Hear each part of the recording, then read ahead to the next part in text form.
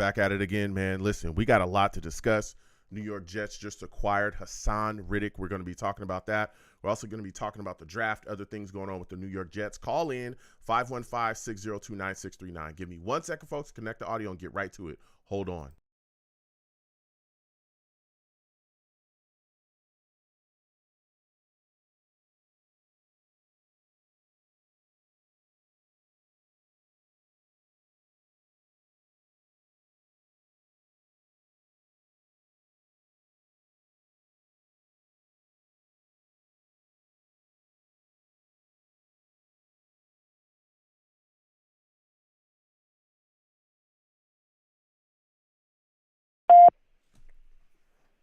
Blog Talk Radio.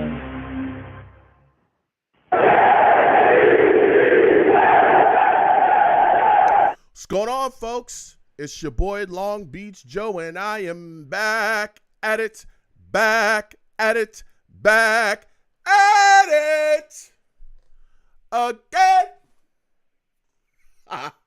I'm back at it again, man. Listen, we got quite a bit to talk about. The New York Jets have made a big move today, okay?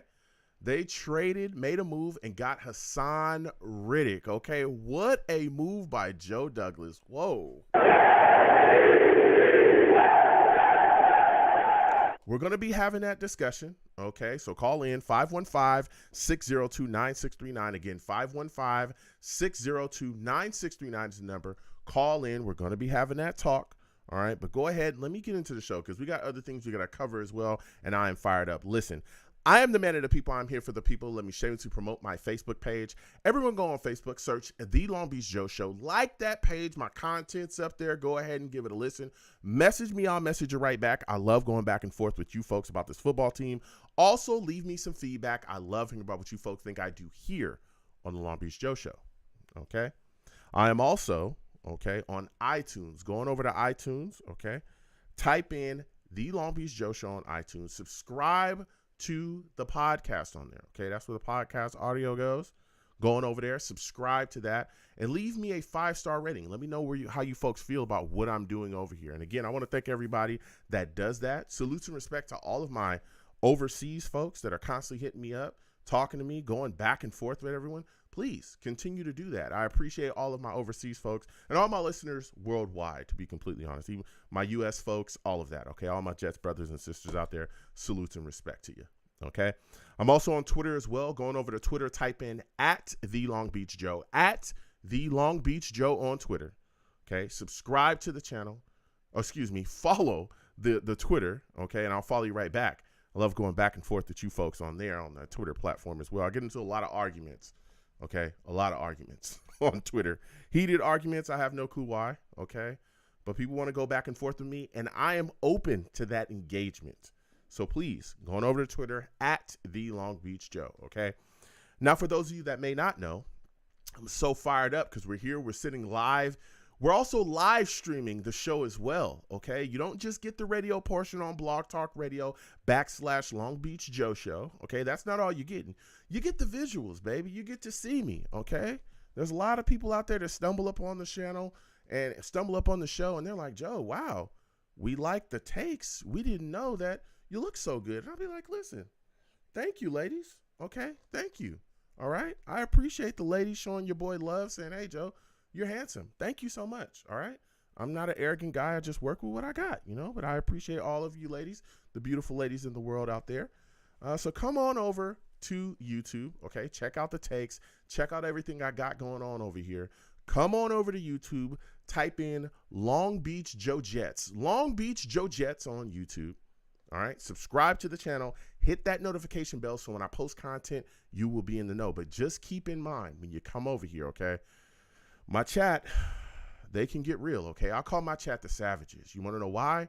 Because they're savage. Savage! Listen, man, they don't care. They don't care about me. They don't care about nobody. If the savages want to let you know about how they feel, they're going to let you know, okay? Trust me. They're going to let you know what's up. They're going to let you know how they feel, their takes. If they don't like what you got to say, they're going to let you know about that as well. Okay, they are not shy. So salute to the Savages. I have nothing but respect for them. All right. I love going back and forth. And again, as we continue out the show, Dakota J, I see you in the building. Salutes to Jay. Salutes to Christopher Phillips. All the Savages in the chat. All right. And wherever you're watching me from, please give your boy a thumbs up and subscribe to the channel. Okay. And hit that notification bell. So when I post content, you'll be in the know. All right. So, salutes to the Savages again. Please put your questions and your thoughts in the chat. I will come to y'all as well. All right. Now we're just going to take care of some of the business here really quickly. We're going to talk about the Jets and what they've been doing. If you'd like to call in for my new callers, because some people are a little slow, okay? The number's right there at the bottom of the screen, 515-602-9639. When you call in, just hold on a second. After we get done covering these topics really quickly, I go directly to the lines. The lines are hot, rusty, new callers. I see y'all. I'll come to you in just a second, okay? 515-602-9639. It's at the bottom of the screen, okay? For some of you that may have missed it, it's right there, okay? So you can call in. Just hold on a second, and we'll start. I'll bring you folks in and have that conversation. Keep in mind, I don't allow cursing on my platform, okay? I'll get you out of here fast for that. I'm talking fast, okay? Faster than we got Elijah Moore out of here. That was fast. Whew. That was fast, all right? Now, we're just going to start talking about these topics, okay? Now, of course, we know, the New York Jets were targeting Jadeveon Clowney, who actually ended up signing with the Carolina Panthers, 2-year deal, $20 million, up to $24 million, though, with incentives. And that kind of had me a little down in the dumps at the time. I'm not going to lie to you, okay? I was really hoping that the Jets would be able to lock him in. They didn't. I said, all right, well, there's other guys out there that, can be made, a New York Jet that can help us there with the pass rushing situation. I'm not really, destroying Joe Douglas for this move. I was hoping to get him locked up, but not. Next thing you know, boom, Joe Douglas makes a big move that just blew that out the water. Joe Douglas trades for Hasson Reddick. Yes, let's get it in. Oh, yeah. All right, let's break this down. Now, in this trade, the Eagles receive a 2026 third-round conditional pick. It's conditional, okay? That could turn into a second-rounder if Hasson Reddick has 67.5% playtime this season for the Jets, or if he has 10 or more sacks. If none of those two things happen, okay, if he doesn't have 67.5% playtime, or if he doesn't have 10 or more sacks, it remains a third. If he does achieve either of those things, it becomes a second, okay?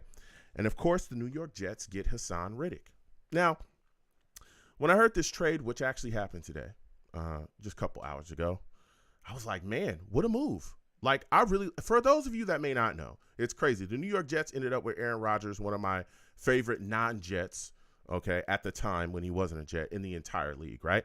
Then they end up now with Hasson Reddick, another one of the guys that I really have really liked over the years that wasn't a New York Jet. I actually wanted the New York Jets to draft Hasson Reddick way back in the day when he came out in the draft, okay? You guys can go look that up. I was talking about this guy left and right, and I really thought he was going to turn into what exactly he is right now, which is a really good pass rusher. And as we know, the New York Jets have needed consistent pass rush for a long time now. Now, Hasson Reddick he's a monster, dude. He's a guy that's still doing well in this league, putting things together, 29 years old. 2022, he was a Pro Bowler. He's also been an All-Pro as well. 2023, he's a Pro Bowler. So he's coming off two back-to-back Pro Bowl seasons. He's been healthy, which is a big thing too.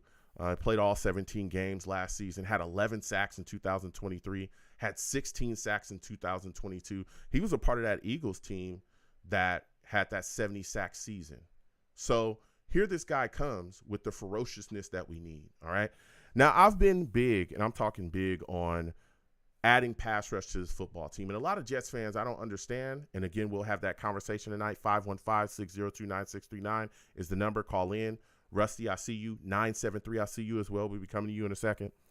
A lot of Jets fans seem to discount pass rush, and I don't understand why. When you look at what it can do in this league, right? You look at the Niners, the way their defense is built, we mirror a lot of the things that they do because of Sulla, where you got Bosa, you got Warner, you got all these guys that get after Kinlaw, all these guys that they have rushing the passer over there. There's no wonder that they're constantly in the running. They're just coming off of a Super Bowl berth, just this past season. There's no wonder they're constantly, right? They're constantly up there. They're constantly a team that's making a push is because they can effectively rush the passer and get after it. The year that the Eagles had 70 sacks, they were in the Super Bowl. The second team that year, I think it was Kansas City in sacks, they were in the Super Bowl too. That's not a mistake. You shouldn't be confused why that happened. That's not a coincidence. In the league that's about passing, which the rules are slanted to allow, the offense, the ability to just launch the ball around the field. In a league that's about passing, it's a passing league. You have to be able to rush the passer. If you can't do that effectively, you're going to lose. And what's crazy is that the New York Jets and New York Jets fans have watched us lose for years because we couldn't get after the passer. So when we start talking about Super Bowl bursts and we're talking about, must-win years and Super Bowl or bust years and stuff, the first thing I started thinking was, okay, Aaron Rodgers is back. Our offense should be solid. But we have to be able to effectively rush the passer if we're even going to get out the AFC. You got Herbert, you got Mahomes, you got Josh Allen, who's in our division, who the Bills, to me, are still a team that could push to make the playoffs, right? That's a team that's going to stand in our way. You got C.J. Stroud, who's looking like he's going to be something to really be, something you're really going to have to deal with for years to come, right? And there's other quarterbacks. Joe Burrow, I don't want to disrespect anybody, but even outside of the AFC, you got Jalen Hurts. I mean, it can get crazy, There's so many guys in this league that get after it. I didn't even bring up, again, inside the AFC, I didn't even bring up Lamar Jackson. Like, you have to be able to effectively rush the passer in this league. And you have to have more than just one guy. This isn't 1992, okay? You have to have like three guys now to really get after it. You have to have that three-headed monster. And that's why I was so upset when we lost Bryce Huff. It was because Bryce Huff walked out the door for free. We didn't get anything back for him. No picks. We didn't trade him. We didn't franchise him and trade him. He was able to just be allowed to walk out the door, and that was that. I didn't like that. And I like Joe Douglas a lot, but I thought that was a rough move. But I'm not here crying over spilt milk, right? That's done, said and done. But now with Hasson Reddick in the building, it gives us that three-headed monster, okay? Jermaine Johnson, great player, right? Great player. Pro Bowler, all good. I'm excited about him. Really looking to see him take the next step and hit home. He only had 7.5 sacks last year. That's the most he's ever had here, okay? I need double-digit sacks from him this upcoming season, right? Now with Hasson Reddick here, it makes the defense even more deadly because now they're going to have to pick their poison. Now they're going to have to pick their poison now. You want to try to figure out to take away Hasson Reddick? You want to try to figure out how to deal with just Quinnen Williams and Hasson Reddick? Okay, cool. Let Jermaine Johnson eat then. Let him have his day, right? That's what it's about. But the guy, outside of just Jermaine Johnson and what it's going to do for him, the guy that I'm most excited about for this acquisition, right, of Hasson Reddick, is Will McDonald. Boy, oh boy. Man, oh man. Will McDonald has been a pick that a lot of people, okay, have disliked. And I'm not me, I thought that I was live when that pick happened. And again, we'll get to the lines in just a second. 515-602-9639. Italian Eddie JW. I'll come to y'all in a second. I see the savages in the chat. All right. Will McDonald is a guy that was played sparingly last year, was deactivated in games. Before the acquisition of Hasson Reddick, when Bryce Huff walked out the door, Will McDonald was immediately looked at as a guy. He's got to have double-digit sacks. He's got to have a major year next year. Not just that, he also has to have Super Bowl caliber play in year 2. That's a lot to ask of a guy that only had 3 sacks last season. I'm telling you. And I could just feel Jets fans getting ready to go, get it done or you're a bust.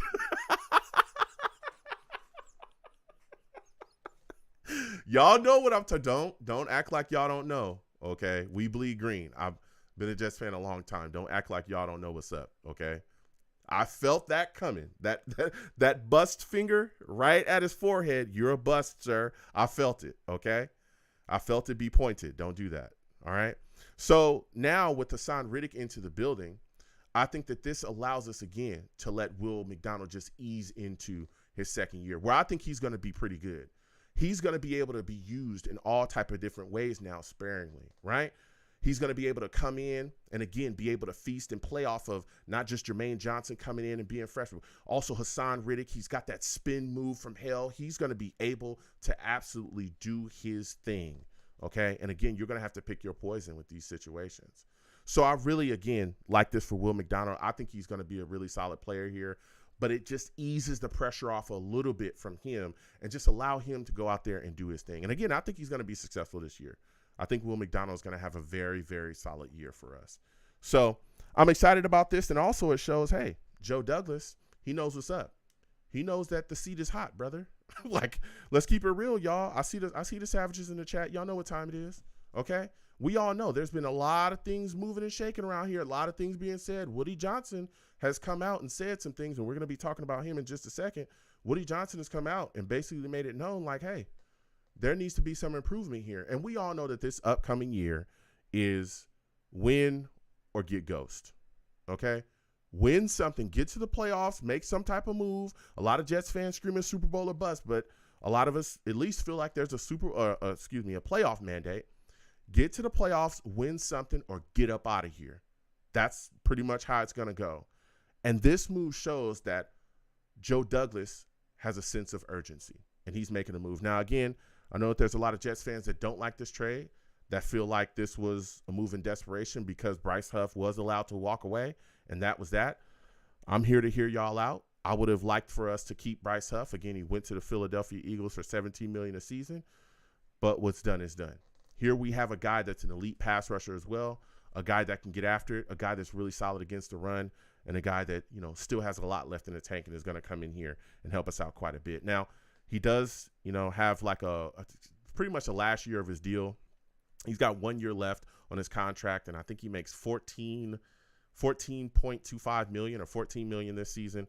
So we're going to see what happens going forward, but I really, really like the acquisition of Hasson Reddick and what he's going to be able to bring to this defense. Now, there was also a report as well that was put out about the New York Jets. Heated conversation between Woody Johnson and Robert Saleh that was swirling. That was reported by Colleen Wolfe of the NFL Network. She has since kind of walked back these comments, saying that her comments regarding and surrounding the New York Jets, which she put out on the show Around the NFL, she said that she was not at the annual meeting. And yes, that she was told about the exchange between head coach Robert Saleh and Woody Johnson by someone in attendance. She said that there was other people on site Sunday night that have since reached out and described that the interaction, was a bit different than what she reported initially. She said her intent wasn't to break the news. I leave that to insiders, but my sincerest apologies to the Jets organization for the unnecessary distraction during such a crucial part of their offseason. Very, very interesting, right? There seems to be a running theme with the national media and how they report things on the New York Jets. Right?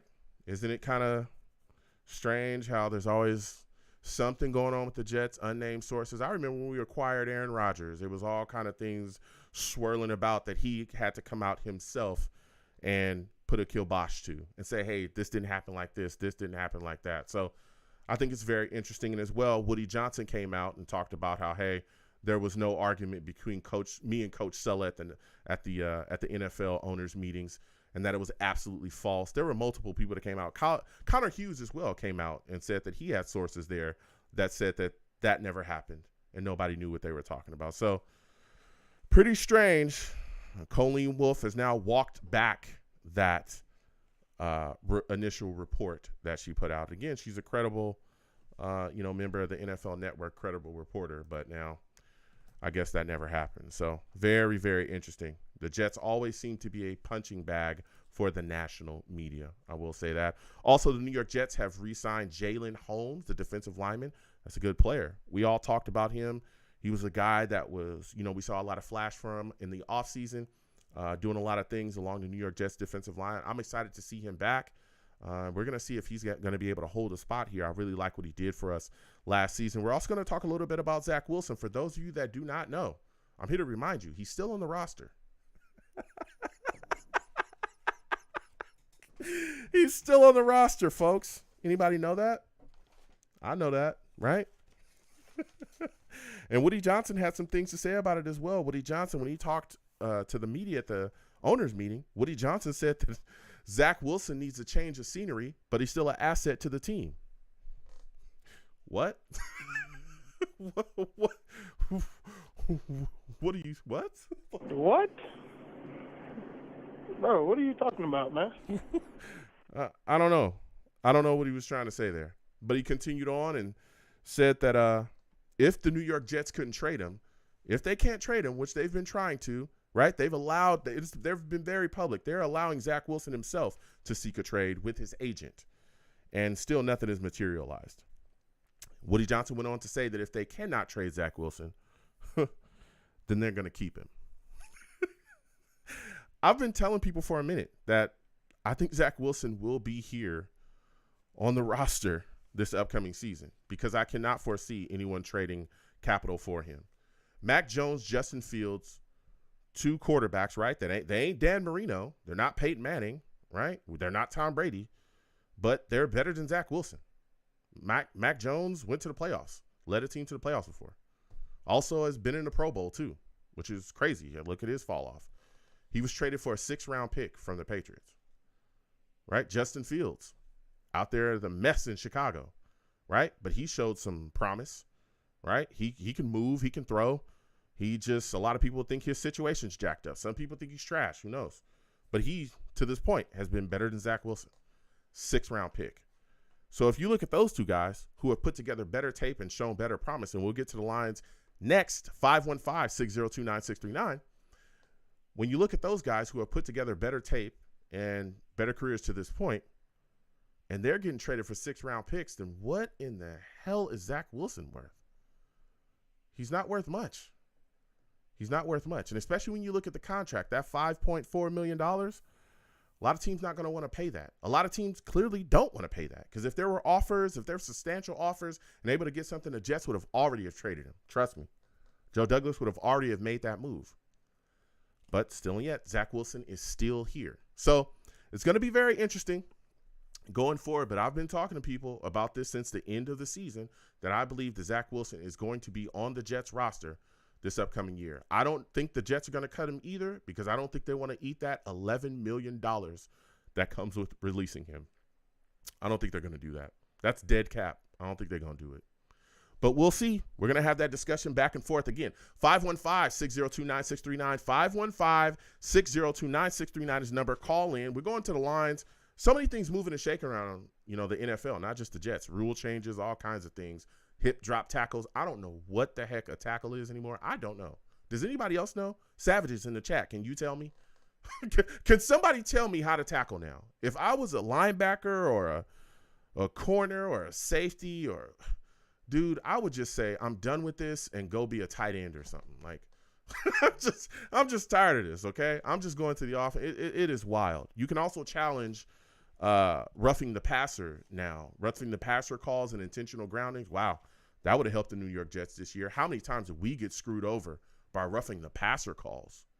Whoa, that would have been nice to have in our pockets, right? So we're getting to the lines. Listen, 515-602-9639. 515-602-9639 is the number. Call in. I am taking all callers. Keep in mind when you call in, okay, make sure you have a good phone line.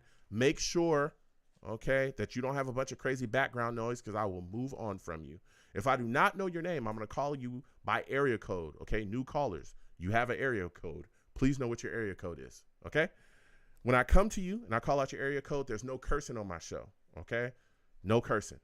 All right. Curse on the show. I'll get you out of there fast. I'm talking fast. All right. Faster than we got Adam Gaze out of here. Oh, my goodness.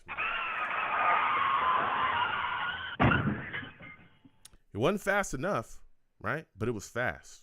Okay. Salutes to all the savages in the chat. JW, I see you.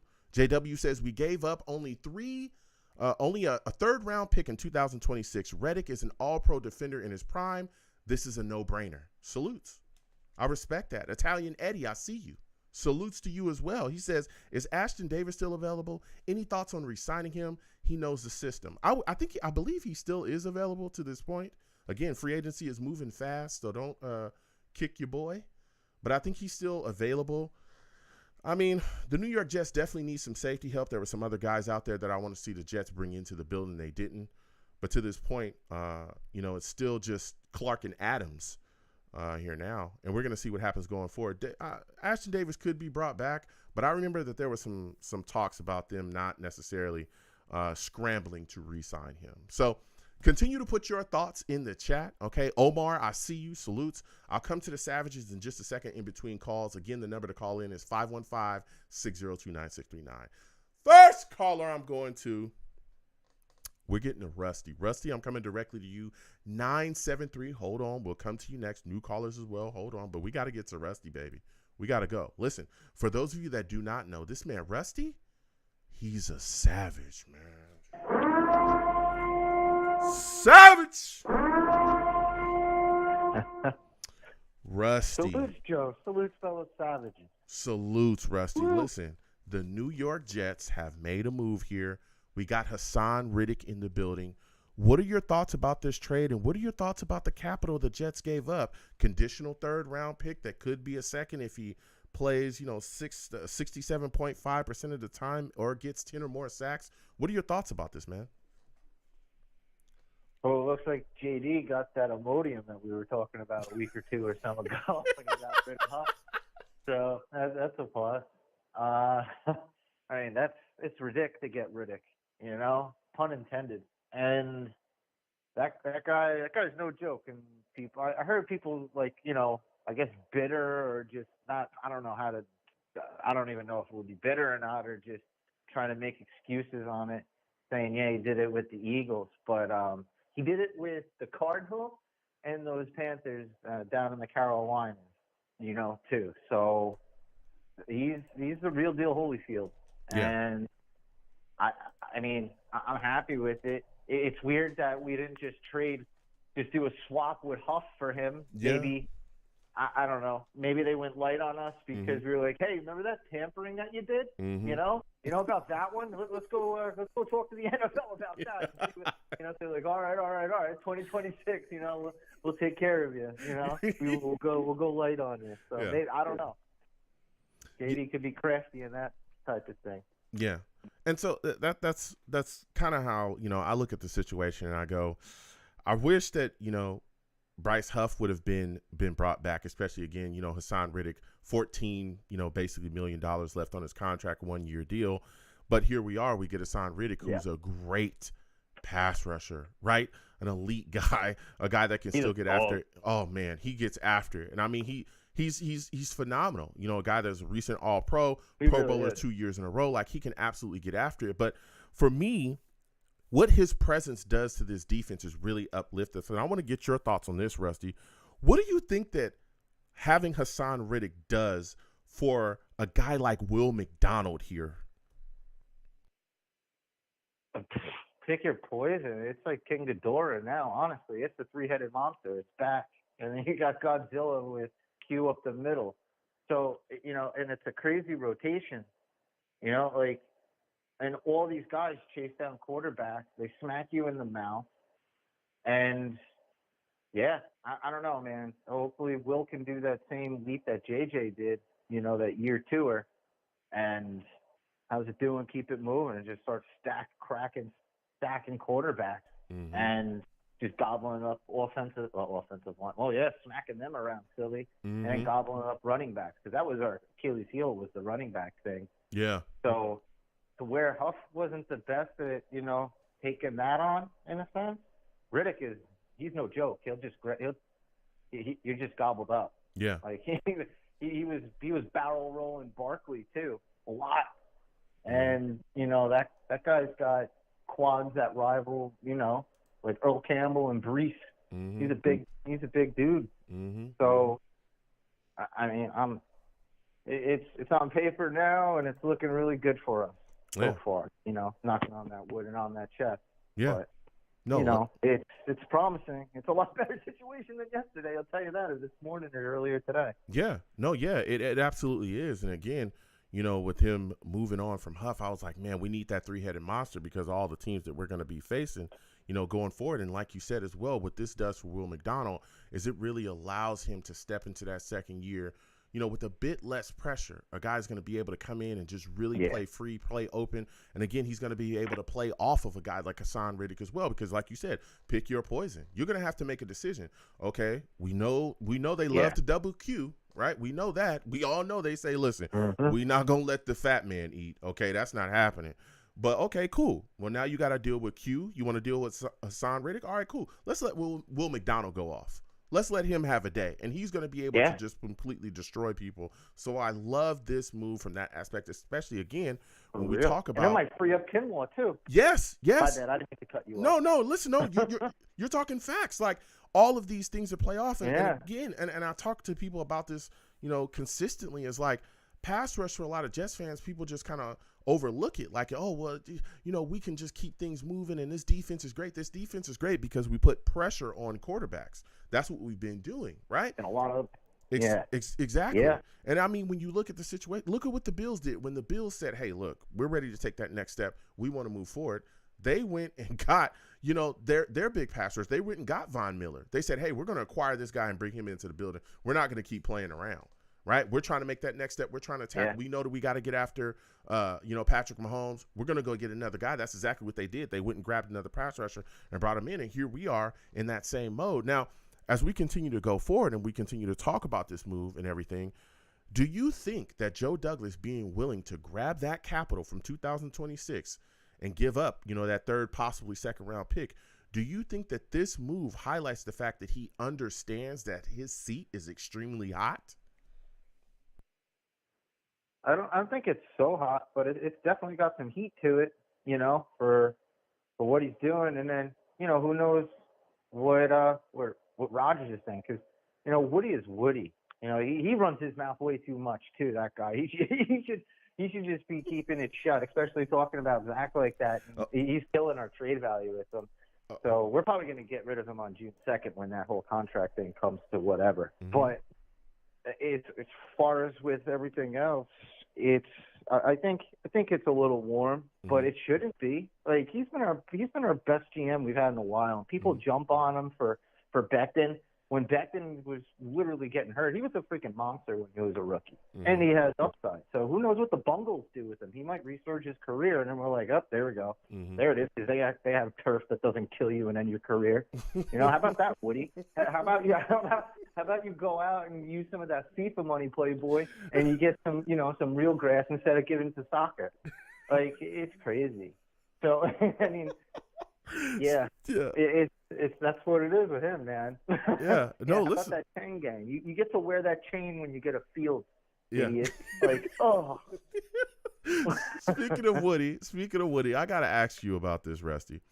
Now, there was a report that came out about a heated conversation between Woody and Sulla, which came out from Colleen Wolfe of the NFL Network. Now, she has since walked it back. Yeah, she's dumb. She has since walked it back and basically said, that was what I was given by my sources, but it was a unnecessary distraction. And, Woody himself came out and said it didn't happen. Connor Hughes said he had sources there and it didn't happen. So that report seems to have been, kiboshed and kind of shown to be not true. Give me your thoughts, man, about the way that the media seems to always tag and try to destroy the New York Jets at every corner. And do you foresee a time where the mainstream media will stop bashing the Jets? I mean, they should. If I was the owner of the Jets, I would rip that freaking turf out and get a field and get something better than an air conditioning unit of a stadium, and shared with the Giants. And then on top of it, like, what he really should do is, pick his little marbles up, or grapes, or whatever he wants to call them. I'll just be polite. And, I would start I would start doxing, like, some of these insiders. I'd be like, okay, you're going to keep on bashing and doing it like this. Meanwhile, no other teams, representatives, or media outlets, like, this is our own media. It's not like it's like the Buffalo Bills, Barfalo Miserables. I'm sorry about that. I didn't mean to give them credit. But, like, or, the Patriots, those types of people and scum, but it's our own. And it's like, how do you allow this? And then you're going to give them press passes. And I would start doxing them. I'd start fining them. I'd be like, okay, look, now you're going to have to start paying for your tickets. You're going to have to start paying for your field passes. And I'm going to jack your rates up so freaking high. It's going to be unbelievable. I'm actually, happy to hear that Connor Hughes is starting to do the right thing. He got G-checked by, one of our fellow guys and stuff on the podcast. It was pretty good. Ever since then, he's been minding his own. So it's good. Good to hear that he came out and said some good things about us. And he was like, no, that's malarkey and BS. So. Yeah. Listen, but I can't stand her. I have nothing but love for everyone on the Jets beat. I want to be clear about that. Okay, I have nothing but love and respect for Connor Hughes. I think he's a. I don't. Okay, cool with listen, and everybody, everybody feels how they feel, and I respect it. But I do. I look at this situation and I go, wow, especially as a Jets fan, you follow the team, you love the team, and you're constantly hearing these reports, and then some of them, turn out to have some type of credence, and then I remember years of unnamed sources from a certain person that kind of came out to be false, and it was just a witch hunt with the New York Jets for a while, and you're starting to feel like there's a lot of people that still want to continue to bring that circus about and continue the nonsense going. So I'm glad that got cleared up. And again, JD making a big move silenced all those critics as well. But you started to kind of talk about something that I wanted to speak about as well, the situation with Zach Wilson. I keep telling people, listen, Zach Wilson's still here. Old Zachary. Yeah, I know that you said you think he's going to get cut. I don't necessarily think that. I don't. I have a feeling that Zach Wilson is going to be here. I don't think they're going to be able to trade him. And you know what's crazy? Woody Johnson himself said at the owners' meetings, okay? And you said he needs to shut his mouth, and I'm gonna let you talk. But Woody Johnson said himself, if they cannot trade Zach Wilson, they're going to keep him. He said that. And I've been saying that since the end of the year, right? We've been talking about this. I want you to give me your thoughts about this situation, man. I mean, at this point, do you even think that Zach could be traded anywhere, and for what? Yeah, I think so. And the only reason why is because in his contract, if he's traded prior to June 1st or prior, then the other team that's getting him has to take on his contract of the $11 million. June 2nd of this year, if he's traded, the Jets eat, I think, only like $4 million or $3 million, and then the other team is paying him Bustin Fields money and all those types of guys that got traded and stuff. So I think that we would probably, get like a sixth or a seventh, hopefully a sixth, but that'd be great if somehow we worked a fifth in there. And I don't know, maybe he goes to Denver to just for, Peyton, just to be like, hey, look what I did, Hackett, or some type of thing like that. Who knows? But I think June 2nd or in that month of June, I think we might see him get traded, actually. I really do. And if not, we're going to be eating that thing. So then I guess Woody would be right because, we're not going to be burying that $11 million. Yeah. Listen. Hopefully he's on practice squad. Listen, salutes to the Savages, Jay Mitch. And I like Zach. Yeah, listen, salutes to the Savages. Jay Mitch says this right here. He says, Zach isn't going anywhere. Rodgers wants him here. I will say this. I think that could be a factor, right? If they sit down at this point. Now, I hear what you're saying, Rusty, but they have allowed Zach Wilson and his agent, and Joe Douglas and them said this publicly, this has been put out, they've allowed him and his agent to seek a trade, and still nothing has happened. And I hear what you're saying, a 6th-round pick, but if Justin Fields and Mac Jones get 6th-round picks, Mac Jones has led a team to the playoffs, been to a Pro Bowl. Justin Fields has looked like he has a high ceiling. If those guys are getting a 6th round but he's lost more games and had more turnovers than Zach, actually. But, he really has. But again, and I hear what you're saying, but he's also in Chicago, and that team was still building. He's in Chirac. Yeah, he had, and again, I'm not making excuses here. Everyone knows I like Justin Fields coming out in the draft, but I'm not making excuses. Justin Fields did not have nowhere near the defense that Zach Wilson had. Nowhere near the offensive weapons either. They were still trying to put things together. He had like DJ Moore. I can stand Justin Fields, and I'm a Buckeye. You So do, honest to God, man. yeah, He stopped us from getting national championships, so I don't like that guy. listen, and I hear I you. did not want to get him. I'm just wondering, exactly what Zach's value is at this point, where he's going to go. But we're going to see now. Before I let you go, Rusty, because I got to slide off. We got other callers. When you look at this team, mainly this defense now with Hasson Reddick being added, what is the weakness? Like, what is the weakness of the defense in your mind? I'll give you that before I let you go. Probably a little bit. I mean, surprisingly, probably a little bit of linebacker, just because Mosley's getting older in age. But if he still has it in him, he still has it in him. And then our safety spot, I guess, to where, I guess that would be like probably the safety more so. Mm-hmm. But I want a ball hawk safety, man. Yeah. And I'm glad that I can't believe I forgot his name. The dude that we got from Baltimore, he's actually really good. Chuck Clark. But he was hurt last year. Chuck Clark. We just brought Chuck him back. Clark. Mm-hmm. Yeah. God willing, he stays healthy because he is one of them, and he could tackle too. Mm-hmm. And not like Jamal, you know. No, listen. Freaking guys, horrendous. I hear you, Rusty. I hear you, man. Listen, I gotta slide off. Next time I have a show, Rusty, I want to hear from you. All right. Absolutely, Joe. Salutes to you and salutes to the fellow Savages. Let's go, Jets, and glad that JD got his Imodium together. Let's get it.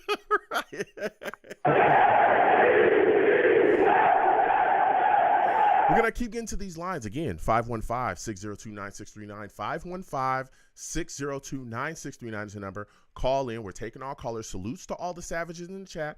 Please give the video, or the stream, a thumbs up. Subscribe to the channel if you haven't already. Hit that notification bell so when I post content, you'll be in the know. If you want to give to the platform, Super Chat's there. Cash App is at the bottom of the screen. Anything you give is greatly appreciated, all right? Next caller we're going to. Oh, we just lost Omar. Omar, call back. We just lost you. We're going to Chris. We got to call. We got to talk to Chris, man. I know he's got some takes for us, all right? We're going to Chris. For those of you that do not know, okay, Chris, he's a savage, man. Savage! Right. Chris, salutes. All right, good to hear from you. Hey, what's up? What's going on, man? Listen, Joe Douglas makes a move for Hasson Reddick. All right, what are your thoughts about Hasson Reddick being a New York Jet, man? How are you feeling about the trade? Well, just in time for the show, right? Just in time for your show to come on. A couple hours before it, right? Yeah, that's what I'm talking about. That's what I'm talking about. Let's keep this schedule. That's what I'm. Bring on your show. Yeah, right? I'm connected to the Jets at this point. That's how I feel. Okay, nobody can tell me how to feel about this. I feel like the Jets make moves on my schedule. They know that I'm going to go live. They know. They say, Joe, what? The Joe's got a show? Joe Douglas, yeah, let's make that move now so your boy Joe can talk about it and talk with the Savages. And I'll say thank you. Thank you, Joe Douglas. Thank you, Jets front office. You know what I'm saying? But give me your thoughts, Chris. I think it was a great move. I really like Hasson Reddick. I thought that, I think that, looking at him last year, looking at the Eagles, it was a good trade. I mean, is he good? Is he better than Bryce Huff? I don't know about that, but he's a great pass rusher. He can rush the passer. He's been in a league where the offensive lines are pretty good in the NFC East, but he got some tough offensive lines, and he's been pretty durable. So, we got a good player, so it's going to only add to the defense. And, I want to get a safety. I want to get Justin Simmons in here, and we can wrap this thing up. Yeah. No, listen, and we'll talk about that safety position in a second because I've been wanting to have that discussion. But when you look at what the Jets gave up, a third round, conditioner that could turn into a second rounder, there's some Jets fans I've had discussion when I've gone back and forth that feel like that's too much. That was too much compensation. Do you agree with them? No, because the teams that actually went for it, and if you can check, besides, Superman Patrick Mahomes, you can look at the teams that actually went to the Super Bowl, and they gave up number one picks. If you look at the San Francisco 49ers, they gave up some really strong picks to get McCaffrey. Yeah. If you're gonna go for the title, if you're going for against teams like Baltimore with Derrick Henry, and you're going against all these other teams, like everyone else is trying to win. So, at a certain point, I'm all in. You know me, Joe. I'm like, I'm saying? I'm all, I'm like, I'm saying? I look at the songs like, there's a Black Sheep song, right? That you could get with this or you can get with that, right? So talk that talk. Yeah, Talk that talk, Chris. Or you can get with that. We can get what we want to win. We haven't won in 60 years, ladies and gentlemen. Yeah. I don't care about what happens 3 years from now. Yeah. You know what I'm saying? To be honest with you, I mean, a lot of us are getting older. We want to see a Super Bowl, man. Mm-hmm. You know what I'm saying? Yeah. And I'm just gonna be on. I'm just gonna put it out there. Yeah. You know, I mean, we want to win this year. The next 2 years, we got Aaron Rodgers, and let's be honest, right?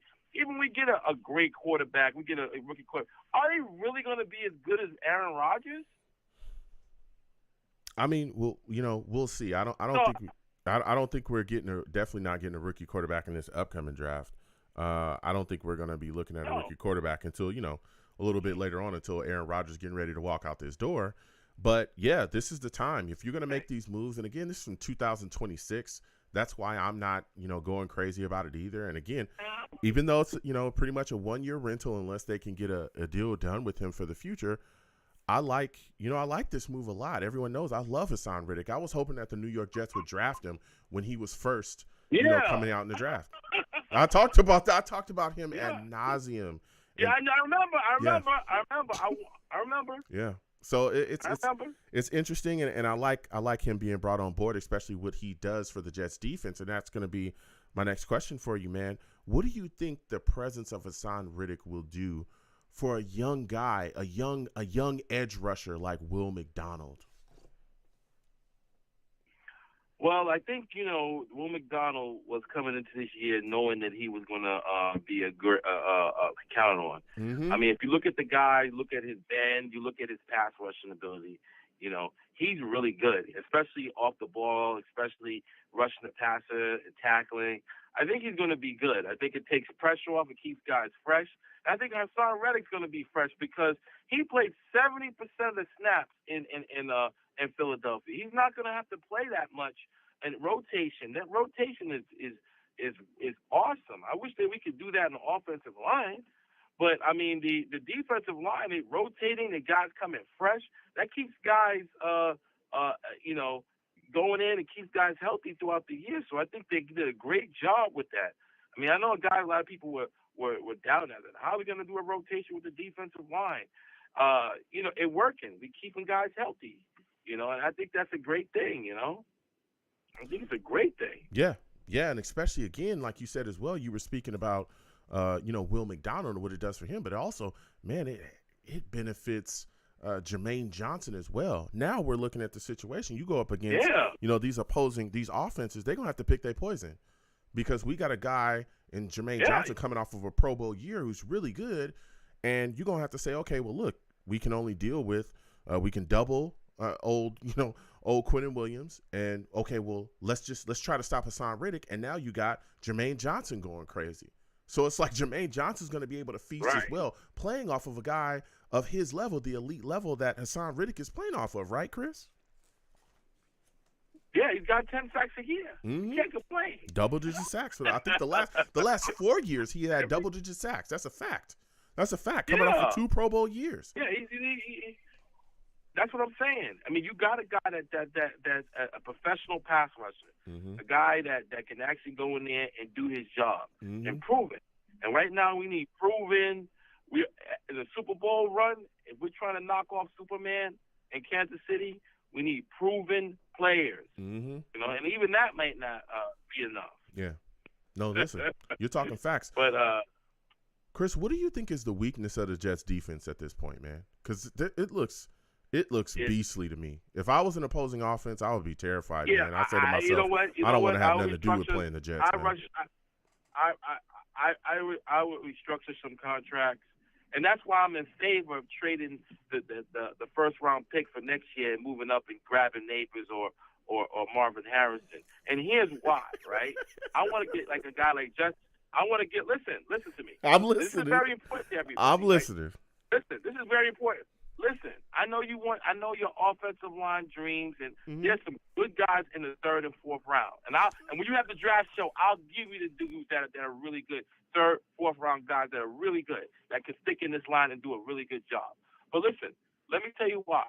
Okay? Because Sauce, listen to me. I'm listening. Sauce contract is coming up. Sauce's contract is coming up. Mm-hmm. Garrett Wilson's contract is coming up. Breece Hall's contract is coming up. Jermaine Johnson is coming up. I don't think you're going to be able to keep them all. And here's the thing. I don't think you're going to be able to keep all of them. And I think this is what I'm telling you guys. I mean, and you can rewind this show all you want, right? And I'm going to tell you, if you trade up and you get somebody like that, plus you can put cap space into another year, you have enough money to maybe pay, Sauce Gardner because he's replaceable, pay Breece Hall, and then maybe the next year Jermaine Johnson, and then maybe if you draft the number one wide receiver, you can maybe trade Garrett Wilson for a number one pick. But this is why. Why right? would you do that?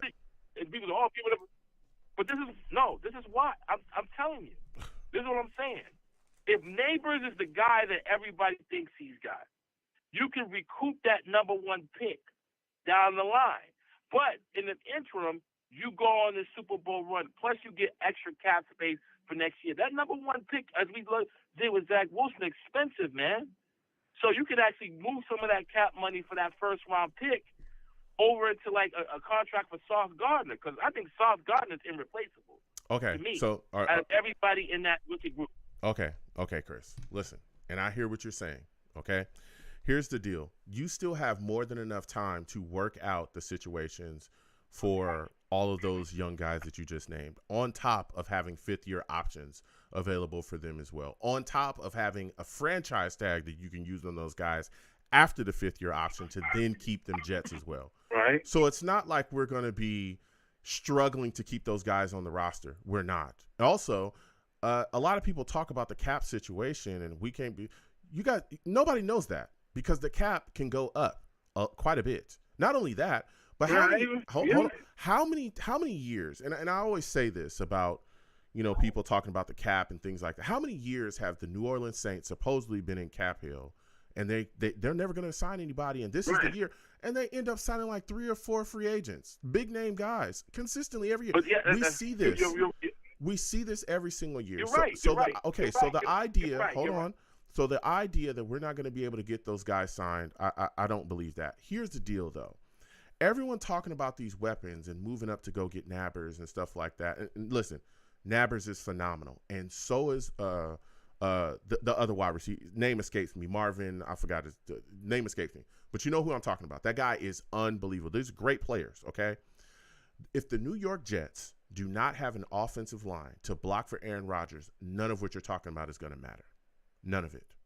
Tyron Smith and Morgan Moses have an injury history, especially Tyron Smith. That guy hasn't been fully healthy for a full season since 2015, I believe. Right? The last 2 years, he's played 17 games total combined. The last 2 years. Combined, he's played 17 games. If he goes down this year, which is more than likely going to happen, you'll be scrambling to find the left tackle to start for you. I don't want to do that. I want to make sure that we have somebody in – hold on. I want to make sure – Harrison Jr., thank you so much from the chat because I couldn't even – I'm thinking about this offensive line. I want to make sure that we have somebody in the pipeline that we're going to be able to instill and put on the field if need be. Don't talk to me about Carter Warren. He is not good. Not right now. Okay? He's not a starter. Okay. We all know that. Please stop. Like, Jets fans, y'all got to stop. Don't try to fool me. I watch the games. Okay? Here's the deal. Both of those guys as well, Morgan Moses and Tyron Smith, to this point, they're both on the last year. It's a one-year deal for Tyron Smith and Morgan Moses on the last year of his deal. You better have some way to figure out this tackle position, and why not do it now? It's not like it's a position that's just, oh, whatever. Okay, did you guys watch last year? When you don't have an offensive line that functions, look what your offense will look like. We got a masterclass in that last season, a masterclass in it. 4 plays into the season, we watched our season effectively end because we couldn't get guys blocked. And then the rest of the year was your offenses ended because you can't get guys blocked. I am done with that. I'm not playing these games, okay? I'm about protecting Aaron Rodgers 1,000% because with Aaron Rodgers on this team, I believe that the Jets have a top 15, if not a top 10 offense. Do you agree with that, Chris? Just yes or no, do you agree with that? Do you agree with that? I agree with that. Okay. Hold on. I'll think give you your time to talk. I will absolutely give it right back to you. Hold on. If the Jets have a top 15 to top 10 offense with the top 5 defense that we had last year, that's a Super Bowl. You can't convince me otherwise. That's a playoff berth, at least. But that is a Super Bowl team. If the Jets defense from last year, the one that was stonewalling people, dead tired on the field with an offense that couldn't do jack crap, right, was still putting work out there, shutting people down, and was literally just getting gassed in the fourth and still wasn't giving up a billion points. If that defense has a top 15, top 10 offense, bro, they're in the Super Bowl. They're in the Super Bowl. I don't need – look, I think the thing is, and again, I'm going to give it right back to you, Chris, because I want to hear from you. I think a lot of Jets fans also forget that we do have weapons. Breece Hall, Garrett Wilson, like Jeremy Rucker is actually pretty damn good. And so is Tyler Conklin, who had a bunch of yards with poop QB play. The problem was the QB play. That's why we look like we're trash, like we have no clue to do offense, and our offensive coordinator's trash too. I'm keeping it real. I'm a lay in the Hackett. Right. But with Aaron Rodgers on the field fully healthy, all of that goes away because it's Aaron Rodgers. He's the magic man. Okay? So that's why I want an offensive line. But I'll give you the last word, Chris. Go ahead. So this is what I'm saying. I get what you're saying, right? I understand what you're saying, right? And you're absolutely right. Tyron Smith is a guy that has Morgan Moses is getting an AVT, and they could all go down. So let's say we get the offensive line portion of the Jet fan. We do what you say you're going to do. I don't want to hear when you have opposite side of Jarvis Wilson, Marcos Van-der-Scantling, and then Aaron Rodgers brings his boys back, and they're on the team. That's all I'm saying. You say, well, we don't have anybody next to Garrett Wilson, because that's what you're saying. That's what you guys are saying with the people that, even the people that want Brock Bowers, right? I can understand that, the weapons. But if the people say, we must go offensive line, then here comes Marcos Van-der-Scantling, and here comes the other guy from last year. I forget his name, Aaron Rodgers' buddy. They're both going to be on this team. Allen Lazard? And this is what you got. No, the other guy, the older guy. Randall Cobb. Randall Cobb. You're going to have Randall Cobb and Marcos Van-der-Scantling. That's going to wind out your wide receiver room. And like I said, if you're comfortable with that, and maybe trying to get a Purcell in the third round, or maybe trying to do something to get somebody. But I think you need to double up. If you're going all in and saying we need offensive line, I think that there's some guys in the fourth round or fifth round that are pretty good. We got Mike Williams, though, Chris. You're not even talking about him. We got Mike Williams. But what you're saying, Mike Williams had ACL last year. Yeah, he still won't be ready. He still won't be ready to opening day. So like I said, so he'll be on the field. I'm a believer. I'm a believer. Listen, I'm a believer in this, and I've seen it up here. Okay, I believe that good quarterback play, you can mask an offensive line with good quarterback play. If the guy knows exactly what it is. Now, with the Dwayne Brown stuff, with the exception, he shouldn't have been out there. I guaranteed it. Listen, he shouldn't have been out there. I guarantee you, if Mekhi Becton was there on the left side, that would have happened. But why did that happen? I guarantee it. But he may have gotten sacked, but that was Saleh's fault for having belief, because he felt loyalty to that guy, for bring him in because he played with a torn shoulder, and he came back and everything else. He felt some kind of loyalty to that guy. Hey, look at the Jets with their loyalty. Look what they did with Bryce Huff. Chris, but Mekhi was on the field. Did you watch the second half of the season after that ankle injury? No, I'm saying. Did you watch it with Mekhi? He was on the left side, right? He should have been the left tackle. Yeah, but he was on the left side. The second half of the season, he stunk. He stunk. He struggled too last year. Yeah, but especially with penalties too down the stretch. I don't think he lays down and let Leonard Floyd destroy our quarterback. I don't think he does that. Okay. Listen, Chris. How do he lays down and tries to do something like that? Okay. Listen, Chris. I hear what you're saying. Okay. I hear what you're saying. I'm just telling you that the New York Jets need to address their offensive line so you don't have those issues because of what's coming up. We have what it takes. Mike Williams is more than enough at that number 2 wide receiver spot. I'm all about going forward, okay, and making sure that Aaron Rodgers is healthy and stays upright. But we'll keep having these discussions, okay, about the draft. All right. We know that that's coming up. So my next question for you, Brick City callback. I think we just lost Brick City. Listen, I want to talk to you about Zach Wilson, okay? Woody Johnson came out, had some things to say, talked about how that if they can't trade Zach Wilson, they're going to end up keeping him. I don't think Zach Wilson is going to be traded anywhere. I don't think anyone wants him at this point. What are your thoughts about him in that situation? Do you foresee him going anywhere?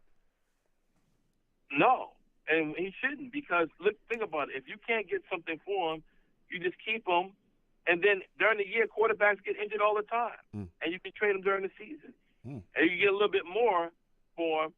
Then what's that? Why would you trade an asset? Mm-hmm. You can trade an asset. Mm-hmm. Why would you do that? Well, the quarterbacks go down all the time. Mm-hmm. Well, I'll tell you what, man. He's gonna be here. Okay, I got a feeling. Look. I'm not saying. So I want to be clear. I want to be very clear. And Brick City, we'll come to you next. Hold on. I want to be very clear, and because Jets fans, they often don't listen when you say things. I'm a Jets fan myself. I have conversations. I'm not saying that. No. I'm not saying that Zach Wilson is great. That's not what I'm saying. What I'm saying is nobody else wants him, and especially with the owner running around saying the stuff that he's saying. Right? Literally publicly saying that they didn't have a backup quarterback and Zach was the backup quarterback. He said this publicly. He's openly disrespecting Zach Wilson consistently throughout his time here. When you have that, right, what do you expect? So, Chris, before I let you go and get up out of here, man, you look at this situation, right?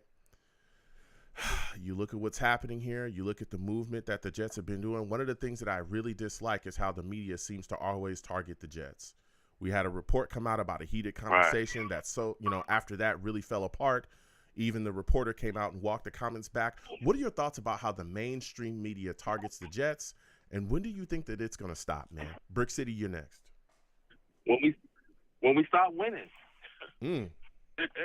Yeah. When we start winning. Mm-hmm. Yeah. When we start winning, and that'll stop, man. Yeah.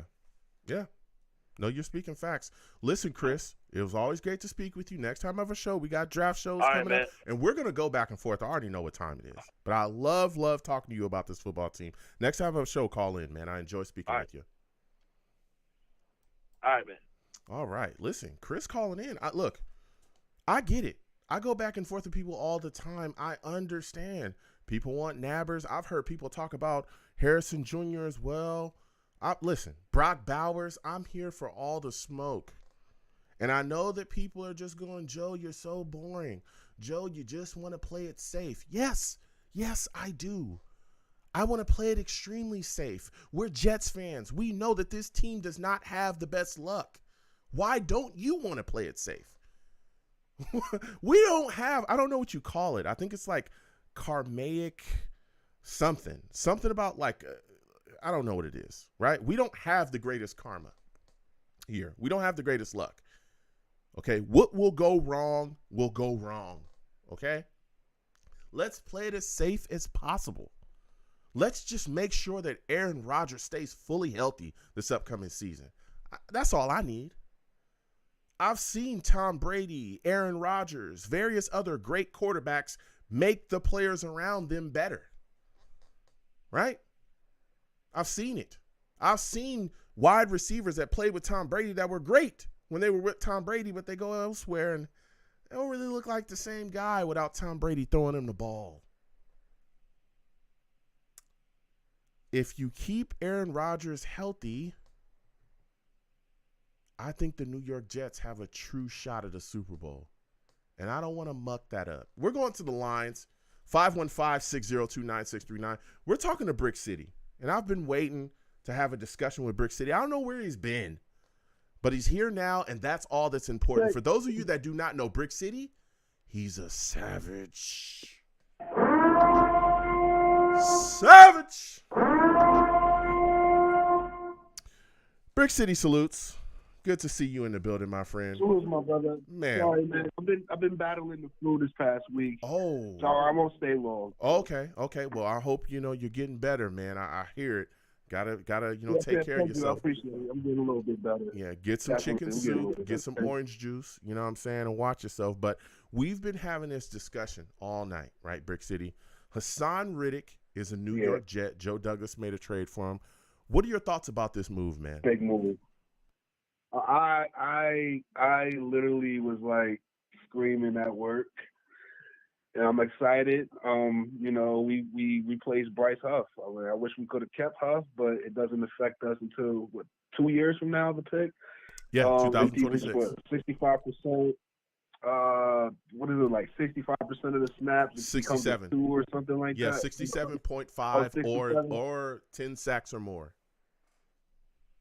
Okay, so we could pull, another Houdini, because I truly believe Aaron Rodgers is not hurt. I'm just saying conspiracy-wise. Lord. But think about it. Think about it. We listen, didn't get up that first round pick. For those of you that do not know, Brick City conspiracy theorist. Oh my goodness. What?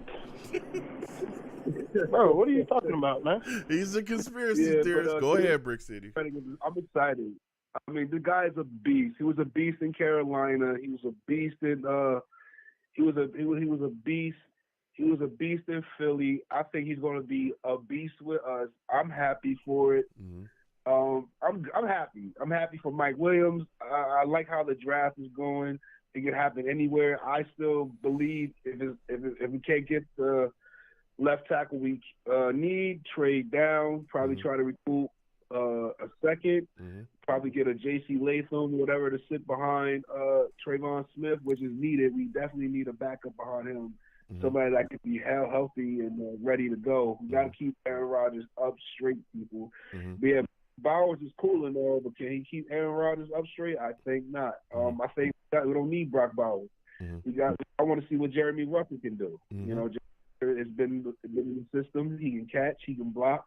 I want to see more from him. Conklin, I think Conklin's going to have a big year. I don't mind picking another tight end in the later rounds, but offensive line, safety, wide receiver is definitely what we need to do. Mm-hmm.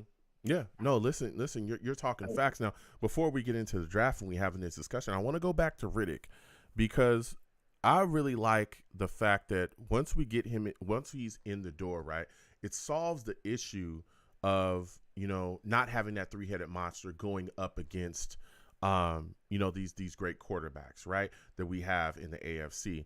But I also look around and I say, okay, Jermaine Johnson, this is really going to benefit him. But then I looked and I said, man, Will McDonald, this is going to do a world of good for him because here's a guy that was going to have immense pressure on him coming into this year. That's kind of been subsided, a bit. He still needs to perform because he was a first-round pick. Of course, Jets fans still want to see more out of him. Of course. But it's not as, railing high as it was before. And he's also going to be able to come in and you're going to have to pick your poison. And I feel like a lot of teams are going to look at Hasson Reddick and go, we've got to make sure that we take him out of the picture. Quentin Williams, we got to make sure to take him out the picture. Okay, we'll deal with Will McDonald. And then that's when he can gain his confidence and show them that spin move and all the things that he has. So I really think that Will McDonald is going to benefit greatly from Hasson Reddick being in the building. Do you agree with that? 100%. He's a leader of men. He has a terrific bend. He can add to the help McDonald add to his pass rusher game. It's a win-win for the Jets. I'm super happy, brother. But I gotta go. I'm really not want to take too much time. I'm really feeling sick, but hopefully when I feel better, I can talk longer with you, brother. Yeah, absolutely. Listen, I want to thank you for calling in, Brick. You have yourself a good one, man, and get better, my friend. Thank you. You too. You too. Thank you. Listen, Brick calling in. I hope he feels better. Listen, that stuff is going around. Y'all got to be careful out here, okay? Make sure, get some good orange juice in you. Get some good chicken noodle soup in you, all right? Be careful out there, all right? 515-602-9639 is the number. Call in. We're taking all callers. I got to get to these savages in the chat, okay? We've been going back and forth for quite some time. It's a lot of people with a lot of things to say, going back and forth, about, what's going on here. Jack Kenner salutes Savage in the chat. He says, I agree with offensive tackle at first, but what about Bowers, tight end, another weapon for Aaron Rodgers? It's good you're talking about that, Jack. Again, salutes and respect to Jack Kenner, very well-known Raiders fan that comes on by the stream to talk Jets with us. I understand people talking about Brock Bowers. I get it. I think, Bowers is a great, going to be a very solid tight end in this league. I think he's going to be good. And we see all the things that he's been able to do, at his squad in college, and he's really put some things together. I know people saying he's the, one of the greatest tight end prospects ever and all that stuff, and I get it, all right? But here's the deal. When you look at where we're at, we're in win now mode, okay? Win now, okay? That's where we're at with Aaron Rodgers in the building. The second that we got him, it flipped the switch and turned us into win now mode, okay? So with that, you want to make sure that, at least in my mind, I want to make sure that whatever I get in this draft is going to be able to fix immediately, possibly some issues that can come about, right? What can keep the New York Jets from winning the Super Bowl if Aaron Rodgers doesn't play? That kills our chances, because we saw it last season. And even though we have Tyrod Taylor in the building, who I love him as a backup quarterback. I love what he can bring into the building, right? I love what he can do. He's not Aaron Rodgers, okay? And so when I look at the situation, I say to myself, even if Tyrod is here, if we cannot properly protect the quarterback, we're going to struggle. And we're going to be in the same situation that we were last year. That's what we're going to do. And I look at my offensive line, and I go, okay, yes, Joe Douglas went and got John Simpson. Wasn't the biggest fan of that signing, but okay. He's a guy that can maul in the running game, fairly healthy guy. All right, cool. Right? We got Tippmann at center. AVT, is coming back. All right, cool. I like that, right? AVT has an injury history. We're hoping that he stays healthy this year. All right? He's been 2 years. He's been down with major injuries. But then you look at this tackle position, and you say to yourself, Morgan Moses, brought in on a trade, like it. He's on a 1-year deal, though. Okay. And he has a little bit of an injury history. But then you bring in Tyron Smith. Tyron Smith has a major injury history. He's also on a 1-year deal. And I say to myself, more than likely, let's be real. As great as Tyron Smith is, okay, all-pro guy, we know all the work he did out there in Dallas with that star on his helmet, and everything that we're excited about that he could end up bringing to the New York Jets. More than likely, he's probably not going to play the full season. He could end up missing quite a bit of time. There was 1 year recently where he only played 4 games in the season. And I'm saying to myself, when I look at this tackle class, when I look what they have on the board, who we could end up, being able to grab in this upcoming tackle class, right? When you look at some of the guys, and we've talked about it, like, there's been so many guys that we've been having a discussion about, from, Olu Fashanu, right? A guy that could be there for the New York Jets at 10. That could absolutely be there. It's not out of the realms of possibility, right? At all. All right? I'm looking at Olu, who's a phenomenal tackle from Penn State. A guy that you can immediately bring in, and is a guy that you can linchpin at your left tackle position. All right, said and done. Let's go forward if need be, right? Then you've got other guys as well. Talisi Fuaga, who I love too, and I've been talking about him since the end of the season. That guy's a mauler. He's a killer. If he gets his hands on you, he's physical, you're done. That's the end of discussion. There's nothing else to talk about. He's going to manhandle you, Here we go! You're finished. He gets his hands on you, you're finished. Okay? There's so many guys to talk about, right? Even if the New York Jets trade down, guys like Armis Mims. I've been talking about him too, guy from Georgia. So there's so many tackles, right? So many solid tackles. Why would I pass up on the opportunity to keep my quarterback, Aaron Rodgers, the crown jewel of my offense? Y'all, what kills me about Jets fans, okay, and I have this discussion, and you guys heard it when I was talking to Chris. He said, well, hey, we can go get some guys in the 3rd and 4th round. I've had Jets fans tell me that. Let's go to the 3rd and 4th round and get some guys. Why would I wait until the 3rd and 4th round to address a position that holds so much importance? Why would I do that? A position that is still in need, even though we have guys technically there, because they could be gone. I'm not gonna get second tier blockers, second tier linemen for my crown jewel. I'm not gonna do that. We've been waiting for a quarterback of Aaron Rodgers' ilk for how long now? How long have we been searching for our Aaron Rodgers? Huh, Jets fans? Think about it.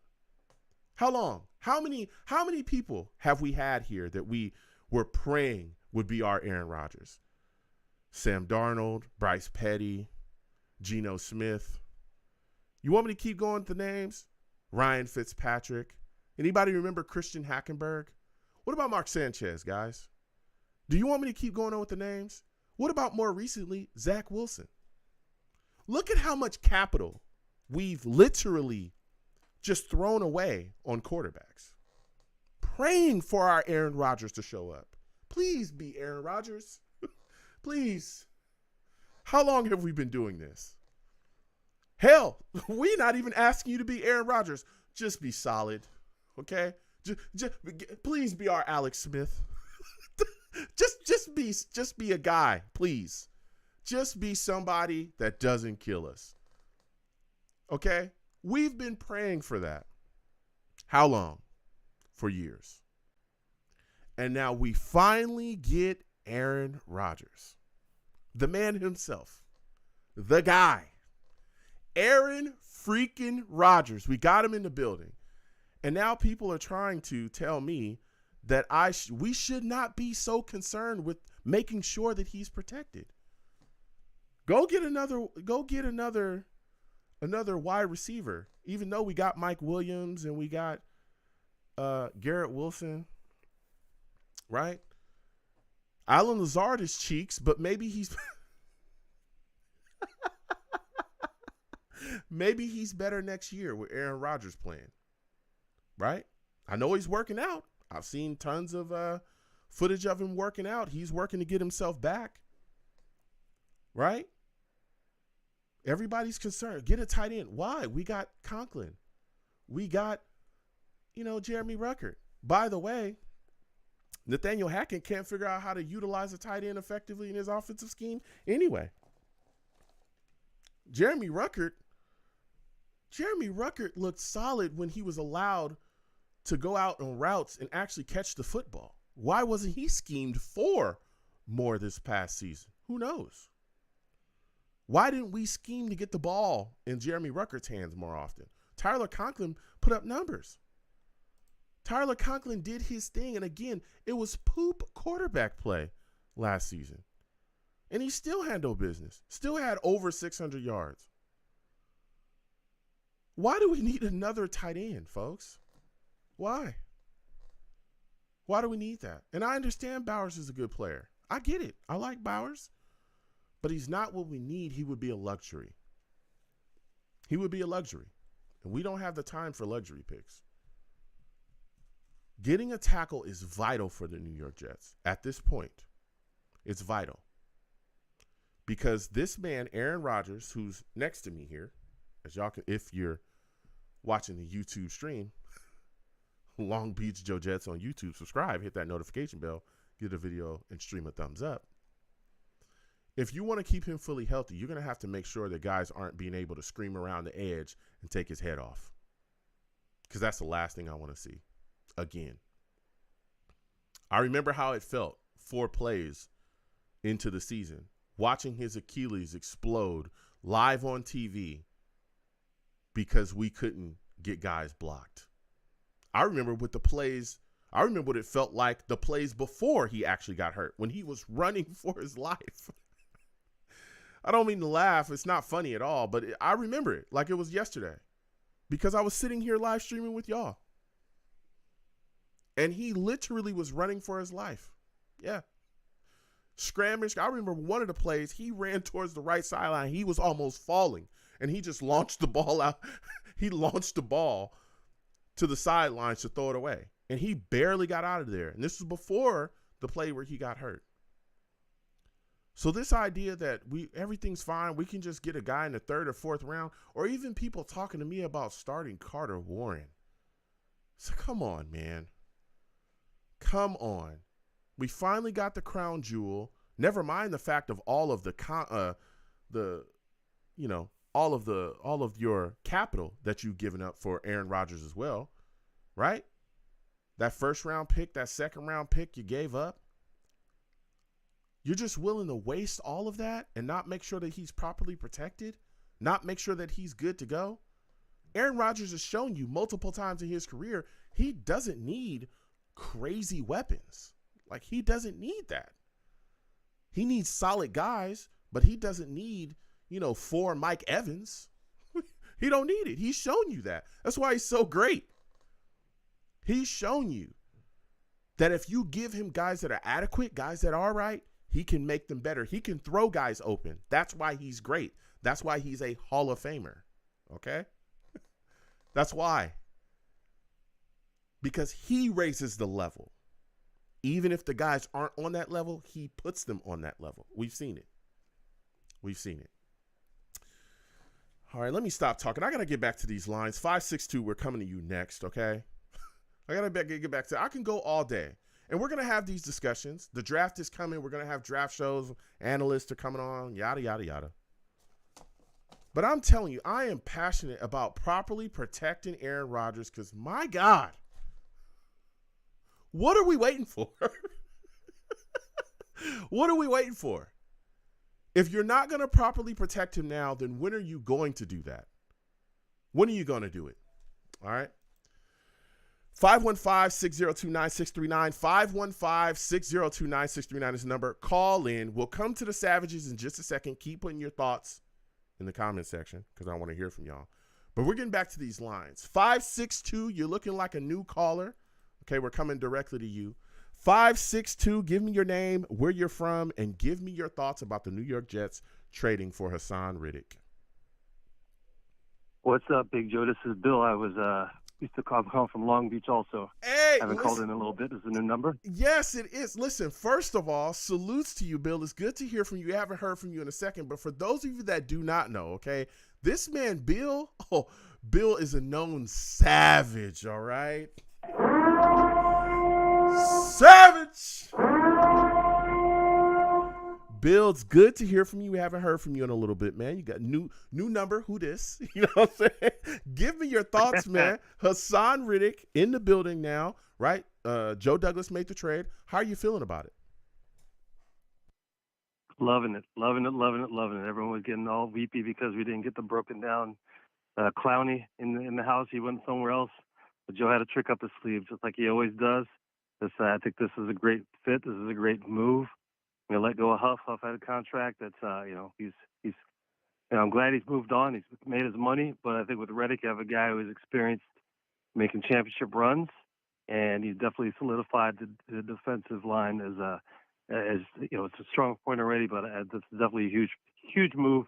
Also, that takes care of there's not a lot of room for starters in the draft anyway, so I agree with you. Sort of like everyone's looking at this tight end position with Bowers. I don't know. I think you've nailed it. I think we're going to see some surprises in terms of offensive linemen getting picked up. Yeah, it's going to be very interesting going forward, and we'll talk about that in just a second because I've been telling people, like, there's going to be some guys, especially, again, there's some teams that I think are going to trade up. I don't know if Chicago is – I know that there's a lot of talk about Chicago being set on Caleb Williams, who's phenomenal. Everybody knows SC fight on, right? But there's been talks about them trading out, and there's all kind of things that can move and shake. But like you said as well, especially this offensive line class is going to be very interesting going forward, where they slot, because there's so many of the guys that could really come in and really be solid here.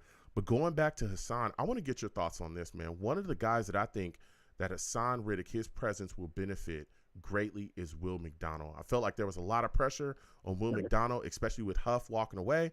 A lot of people were looking at him and saying, listen, brother, you better have, a ton of sacks next year, or they were ready to call them a bust. But I think with Hasson Reddick now in the building, things are going to kind of ease up a little bit for him and really allow him to step into that next year, with a lot less pressure and really be able to do his thing. I feel like he's going to get freed up quite a bit to really win those one-on-one matchups. What are your thoughts about that, man? Do you think that the acquisition of Hasson Reddick really helps and benefits Will McDonald in him taking the next step as well? No, absolutely. Absolutely agree. He is in the position, like you said, the pressure is a little bit off, especially with Bryce Huff going, and a lot of fans had a lot to say about that.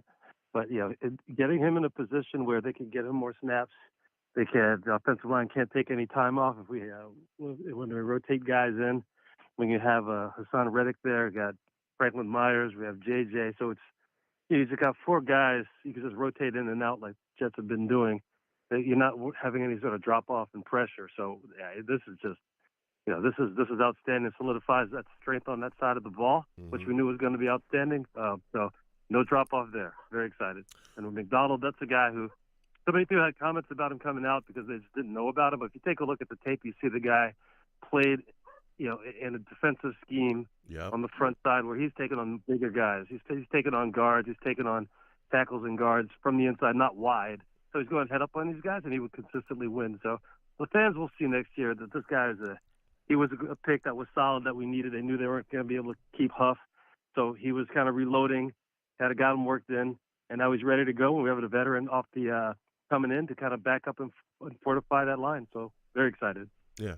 Yeah. Now again, Bill, we haven't talked in a second, man. I really want to get your thoughts about some of the moves that the Jets have been able to make in free agency, right? Mike Williams being one of them. I was really big on the Jets bringing in Mike Williams. I thought that was a good move as well. What are your thoughts about his addition to this Jets offense? I mean, that's what they needed. Lazard came in. Lazard, how he got here, we don't know what was going on in the back alleys talking about Aaron Rodgers pulling strings. Lazard just wasn't the guy. Maybe he's better in the number 3 role, which he's going to be. But now you have a number 1, a true number 1, and you have no idea what defensive backs are going to do now. They have to pick their poison. Who are they going to double? You got Williams on one side, and you have Garrett on the other. And then, Lazard can be open over the middle. And we have, like Mitchell before, we have our tight ends already in place who can catch the ball also. So, that just is the dimension that the team needed so that, Garrett can get open. Garrett has now an opportunity. If he's the number 2 guy, facing the number 2 cornerback, what does that open up for him? And Mike Williams, he can win on his own any day against any number 1. So it's just the dimensions of this offense just open right up. So that is really a catalyst of this whole thing. Yeah. Now, with him coming off that ACL injury, right, he's talked about this recently. He's probably not – he aims to be back by week 1, right? He's saying, hey, I'm going to be ready to go week 1 for the NFL. Are you concerned about him having to kind of, ramp up basically going into the season? I think they're going to try to deal with him the way they dealt with Brees. But when with Brees, he came back before that. He was, I think it was like whatever practices, OTAs or something like that, where he was already back and looking phenomenal. But even he had to, kind of work into the season and get his, win in his feet underneath him. So how concerned are you about Mike Williams coming back from that ACL injury and kind of having to ramp up going into the season? Well, like you mentioned, Brees Hall came out on that side of the same situation. So there's someone in the locker room who could, has been there, and he has someone to look to just say, hey, if I just trust in this knee and I don't worry about what, mentally what the issue is. They always say it's a mental issue coming back from that injury. Yep. The guy doesn't have to feel comfortable on that knee. So it's just a matter of getting over that hump. But, he's a veteran. He doesn't want to go to OTAs anyway. So most of the time you see those guys are going to milk it just so they can kind of, hang out, get a little bit of vacation time. Yeah. You're talking. So I'm not too worried. I think he'll come back when he already said now he'll be back the first week. To me, that just indicates he's like, I'm not working out. I'll be good on my own. Yeah, yeah. What are your thoughts about the signings and also the trade that we made to beef up the offensive line? Did you like the signing of Tyron Smith? And what are your thoughts about the trade from Morgan Moses? Yeah, Smith. I mean, I think everyone was happy about Moses coming back. You look into that when he left the first time. It was just a situational thing. It was a matter of like maybe there was some more politics than it was actual actual on-the-field performance. So bringing him back is huge. That's a situation where everyone's comfortable. They know the guy, and the management side. So I think they'll be able to implement and have it, have that secured on the right side. On the left side, I mean, Smith has always been a player I just think anybody would covet. That guy is mentally tough, physically strong. The questions about him coming back, I don't think he has an issue with that. You look at his background, the guy's overcome a lot in his life, and he's always been a top performer. He has a lot of pride. So, and I think also he's a chip on his shoulder because you read about the whole Dallas thing. He was not happy where that negotiation went. Yep. So I think he's coming in with a chip on his shoulder. He's thinking Jerry Jones was outing him. Mm-hmm. So, we have a whole, we got a whole team of guys who just have that chip on their shoulder. So I think that is going to be solid. There's a lot of flexibility in the draft. Everyone's concerned about, where do we need to go in the draft? And so now I don't see a need on any position really at this point. So I'm very excited. And Joe has, like you mentioned, he's got a lot of levers he can pull. Yeah.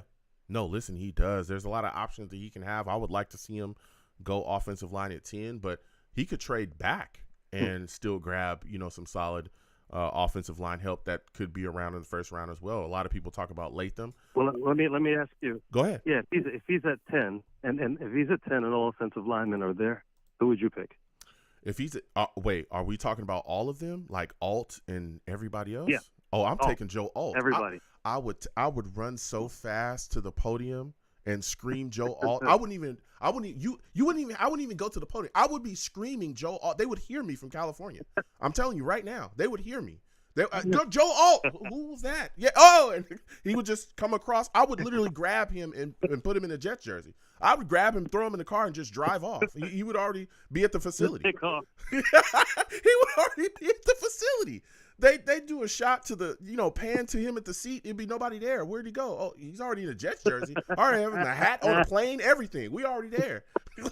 They cut to me in the plane. What's going on? You guys didn't know Joe Alt. He's a Jet now. You guys didn't know that?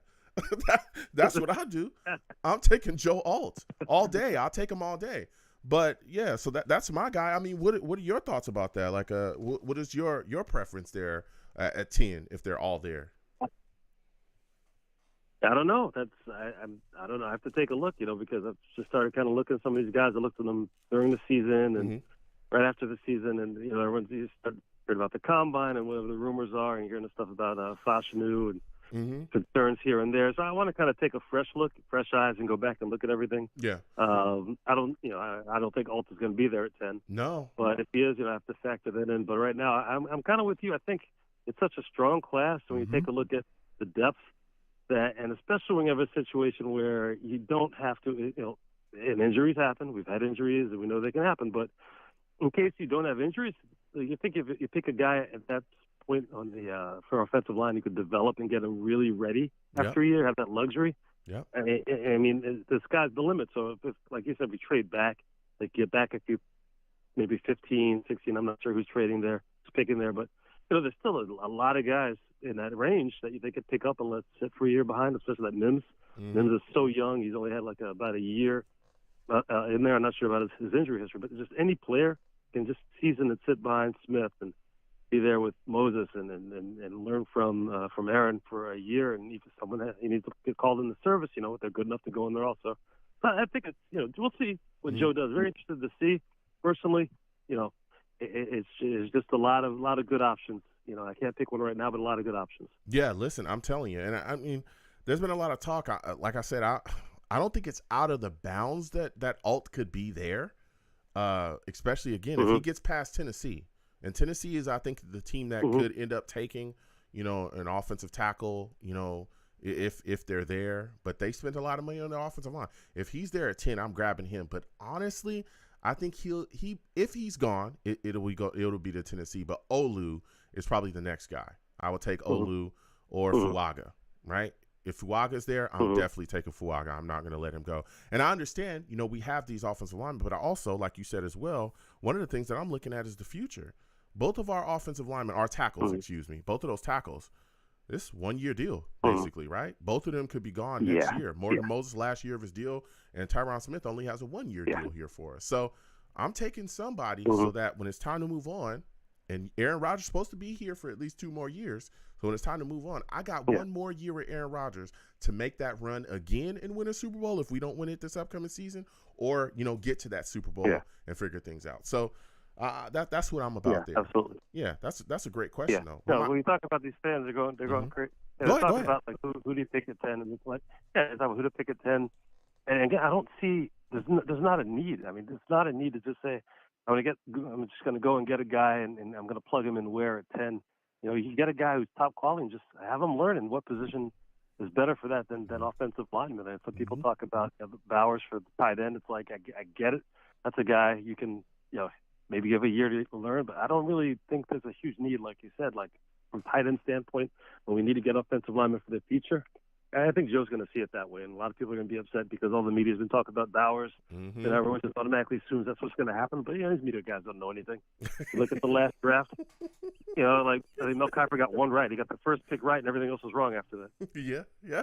I think everybody got the first pick right last time with Bryce Young. We all knew that. But after that, it fell apart. So you never know what these guys are going to do. Joe is definitely an offensive line guy. I think he was, going back for a couple of years, he would have preferred Penny Sewell. He didn't. We got Zach, but he's an offensive line guy, inside out. He's going to work that. And I think also the fact that we traded Hasson Reddick for a future pick just shows. I don't think they're really on the hot seat like everyone's saying for Joe. I think he's not. It's not a make or break season next year. Really? People have been saying that. I've been saying on social media, getting hammered that I don't believe this is make or break because they're not going to let him trade future draft picks. Especially that level, potentially a second round in 26 if he's not going to be around. And I think Woody understands it. Like, it's just you had Aaron Rodgers get hurt, all these issues happen, and, who are going to get better, especially like Joe's a riverboat gambler. The guy just, he just takes him to the woodshed for every trade. He's a valuable asset. It's just a matter of you got to have guys healthy on the same page, and you have to have an actual quarterback, and then, we'll see what happens. So, Listen, I hear you, Bill. I don't know. I'm of the thought process that the seat is hot, and I think that I hear people saying that. Here's my outlook on it, and I do respect your perspective. Here's my outlook on it, and I talked about this when the season ended, that Joe Douglas is going to be more willing to mortgage capital from future drafts than he's ever been in his time here, and I think we just saw that, and it's because I'm not going to say desperation, but I'm going to say the sense of urgency. He knows what time it is. Because you got 2 years with Aaron Rodgers, right? 2 years left. Well, he got hurt the first year. You got 2 years left. If you do not make something move and shake this upcoming year, especially, again, people forget Aaron Rodgers' contract. Yeah, he gave away $30 million, but we still got to pay him some money, like on the back end. Things could get rough. We'll see how to negotiate that situation. But if you don't get something moving and shaking soon, if you do not prove that you can do something with this team coming up and really get it rolling, I think Woody Johnson would be more than willing to fire him and Sulla, both of them. Don't take it. Look at when this time next year, when those guys are still laying around, man, they're still going to be around. I'm telling you, no doubt. I hear you, but I'm telling you, especially with the comments that's just me, though. The comments that Woody has been making, and he's been running his mouth publicly, and I want to get your thoughts on something else as well. He has not been shy. Woody. He ain't been shy. And especially with the public pressure that can come on if the Jets completely miss the playoffs this year. And I'm talking about not even close. The public pressure and scrutiny, if Jets fans start coming out saying, we're not going to games because you guys are trash, he'll pull the plug. And that's why I think that Joe Douglas is doing everything. He's not going to do something crazy stupid, right? That's just not who he is. But Joe Douglas is I think he definitely realizes, and again, I think Robert Sulla as well realizes, like, listen, we got to be, it's got to be something. Either we're going to poop or get off the pot. But talking about Woody Johnson, right, Bill, because you were having that discussion, Woody been coming out and saying a lot of things. And one of the guys he's been talking about consistently this offseason has been Zach Wilson. He talked about Zach Wilson needing a change of scenery, but being an asset to the New York Jets. I don't know what the hell that means. Then he went on to say that if the Jets can't trade Zach Wilson, they're going to end up keeping him. I've been a big proponent of saying that I don't think Zach Wilson is going anywhere because we can't get anything for him. And I think he'll be on the roster this upcoming year. What are your thoughts about the situation with Zach Wilson? And do you think that he actually do you think he'll actually end up getting moved anywhere? And if so, where? Joe, you read the newspapers. You also saw the comment, and we probably saw it, where they said that there have been offers for Zach, but the team said no. Bill. Now, who do you think said no? Bill. You think it was Joe? Bill. Who do you think said no? Bill, keep it real. Yes. Let's keep it real. If there were offers for Zach Wilson, keep in mind the New York Jets, right? You know what's up. They've come out, Joe Douglas himself publicly came out and said they've allowed Zach Wilson and his agent to seek trades. If they could get anything for Zach Wilson, I'm talking anything, a half-drinking Gatorade and a bologna sandwich that was out in the sun, if they could get that, they would have been got rid of him. Mac Jones and Justin Fields. I don't know, man. Mac Jones and Justin Fields both got traded 6th-round picks. Mac Jones was in the playoffs, I think his first year, and he was a Pro Bowler, 6th-round pick. Justin Fields clearly shown that he could be better than Zach Wilson, 6th-round pick. If those guys are worth 6th-round picks, then what in the world is Zach Wilson worth? He's been benched 3 times, right? Has publicly got up and admitted that his confidence is completely shot. No one seems to be able to know how to fix him or what type of offense he can work in and be functional in. Nobody. Not even our offensive coordinator, who is trash, but he can't even figure out how to utilize him. And then you got the owner, Woody Johnson, bashing him every second that he can. He told the media a couple weeks ago, we got to address the backup quarterback position. We didn't even have a backup quarterback last year. Zach Wilson was the backup quarterback. Woody, what are you doing? What are you doing, Woody Johnson? So I personally, he doesn't know what he's doing. Yeah, I personally, this is just me, Bill, and I'm listening to you.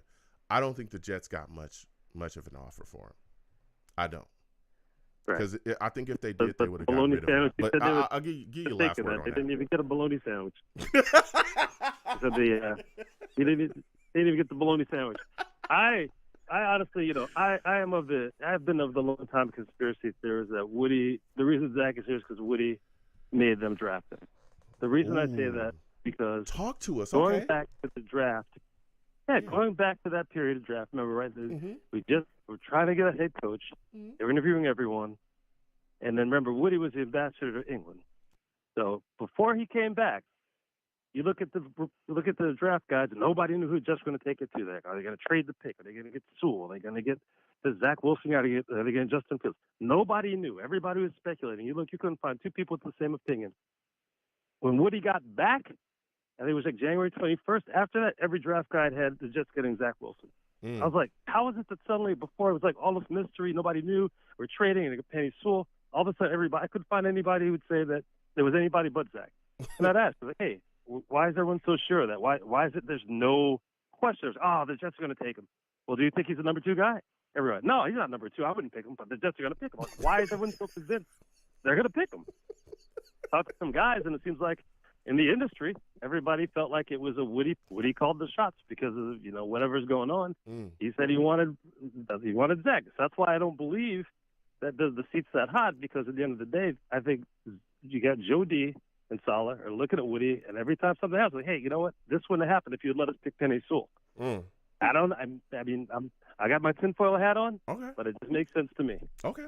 And so, at the end of the day, when we talk about Woody, he can't trade Zach and all this stuff, and now we say, we'll just keep Zach. He's trying to save face.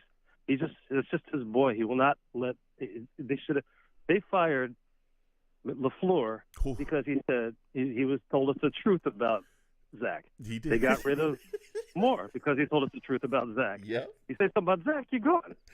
So it's like, that's why I'm like, at the end of the day, he's going to be on the roster because nobody wants him, and even if they want him, I don't think they'll let him go for a 7th because Woody's ego and somebody who Woody's buddies with on the golf course wants Zach there, and he doesn't want to make him look bad, so he's going to be on the roster. Nobody wants him. We all know, like you said, he's not the guy. The biggest issue, this is what I don't understand, when he got benched and everybody else was trash, and we went back to him. That was the kiss of death. Because I think if we just benched him and went with whomever we rolled out, they could have got the value for Zach because he had some okay games, but they could just blame everything else. After he went back in and everyone saw that he was horrible, there was no shot for the guy. So I mean, it is what it is. He's there. They're probably gonna have to draft somebody on that. I don't know who's gonna be. It's gonna be A-Rod. We don't have another quarterback on the roster right now, so it's gonna be Zach, and then they're gonna have to draft someone maybe. Yeah, we got Tyrod. So Tyrod's going to be the backup. That's right. That's right. Yeah, that's I right. personally think. No disrespect. Yeah, I love him. Yeah, I personally think that Zach is going to be the third string quarterback this upcoming year for the full season. I think he's going to be on the roster. I've talked about this. I don't think we can get. I don't think anyone wants him, and I could be completely wrong. Savages salutes. Right. I don't think anyone wants him though. I just don't. Yeah. But I They've seen too much, man. They know. Everybody knows. I hear your take. Now, my final question for you, Bill, before I let you go, you've been bringing some heat, man. We heard a report from Colleen Wolfe, NFL Network, that said that there was a heated conversation between Woody and Sulla. Things were awkward. It was at the NFL meeting at a setting where you could see that there was a kind of a heated discussion between them. Things got awkward after. She has since walked it back and talked about how, she didn't want to create an unnecessary discussion, but that was what was told to her by, someone that was there. Connor Hughes came out and said that he had sources there that told them that never happened. He even had sources at another, spot and location that said we were there too. That never happened. Woody Johnson came out and said that the argument never happened. So this whole reporting thing has been kind of kill-bosh. But what annoys me, right, is how it seems like the Jets are always a target for the mainstream media for things like this, right? Even unnamed sources. Yeah. We remember that, like way back in the day, there was a guy that used to have a bunch of unnamed sources in the Jets locker room that was just constantly like pumping out constant negativity. And we've been hearing a lot of leaks from the New York Jets in this situation. Nicole Hardman came out and said a lot of stuff about the Jets as well more recently. But I want to get your thoughts. Why do you think the Jets are such a target for the mainstream media? And when do you think that the bashing of the New York Jets will end? Do you see it ever coming to an end at all? No, never come to an end. You know why? We can win the Super Bowl. I think the issue, we're New York and LA. Those are the two places everyone hates because everyone wants to be here. Everyone wants to be in New York or wants to be in LA. So, you have the rest of the country just waiting for the downfall, waiting for every opportunity to say, oh, look at them, look at those guys. And it's easy because the history of the Jets over the last, 20 years, 10, 15 years has not been the greatest. So they just pile on. You hear so many people in the media, and it's really shocking how they kind of just speak about the Jets with such derision, like they're just hapless and there's just no chance of any chance of winning it. It's really interesting, especially given all the injuries. They want to just ignore everything that has occurred.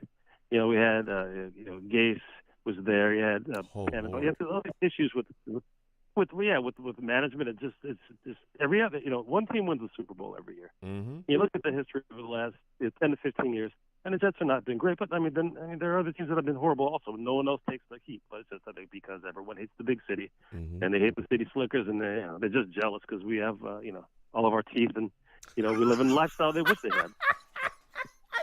Hey, I don't let it bother me, man. I didn't say it. Listen, Bill is talking that talk right now. I did not say, I'm sure people out there have decent dental, but we do have all our teeth out here. I'm just showing respect to Bill. He's talking that talk right now, and I'm letting him talk. Listen, Bill, it's phenomenal to speak to you. We haven't spoken to you in a while. Next time I have a show, I want to hear from you, man. It's always good to talk to you about the New York Jets. Yes, sir. Thanks so much. Take care, man. Absolutely. You have a good one, man.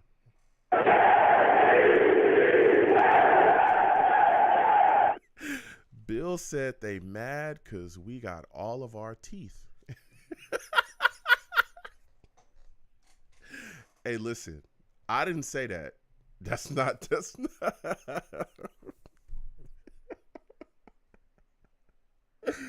That's not what I said, okay? But, Bill's speaking his mind. I'm just here to listen. Do you have all of your teeth? That's a question you got to ask yourself if you're hating. You know what I'm saying? Maybe that's what it is. Salutes to the Savages in the chat. Jay says, salutes to Jay. Good to see you in the building. He says the Jets are always getting disrespected by the media. That's a fact. That's a fact. Salutes to Dakota J. He says, tremendous and huge trade delivered by the man JD. He says, staying up all night celebrating the Riddick to NYJ. Salutes. Salutes. Always good to see you, Dakota. Man, what a show. This has been a hot show. We're going to bring a close to the show. Do you have your teeth? Do you have all of your teeth? Okay. If you don't, please go see your nearest dentist. Okay. Please. All right. Plenty of them in the big city. All right. All right. Listen, it's been a phenomenal show. We got to close it out. I am the man of the people. I'm here for the people. Let me shamelessly promote my Facebook page. Everyone go on Facebook, search The Long Beach Joe Show. Like that page. My content's up there. Go ahead and give it a listen. Message me. I'll message you right back. I love going back and forth with you folks about this football team. Also, leave me some feedback. I love hearing about what you folks think I do here on The Long Beach Joe Show. All right. I'm also on Twitter as well. All right. Go on Twitter. Type in at The Long Beach Joe. At The Long Beach Joe on Twitter. Okay. At The Long Beach Joe. Okay. Go ahead and follow me. I'll follow you right back. You want to troll me? No issues. I am the troll that lives under the bridge, and I will have my Vera Tucker jersey on at all times. At all times. Okay? AVT going to be back this year, and he going to show y'all what time it is. You know what I'm saying? Because that's what we do at SC. We put on and we handle business. Fight on. Okay? So come on by. Me and Vera Tucker, we going to troll you. All right? I'm also on YouTube as well. Come on over to YouTube. Type in Long Beach Joe Jets. Long Beach Joe Jets on YouTube. Subscribe. Hit that notification bell so when I post content, you folks will be in the know. Also, give the streams and videos a thumbs up. Also, share them across your social media with your friends and your family. All right? Got to get the show out there, you know? And if you want to troll me, get in those comments.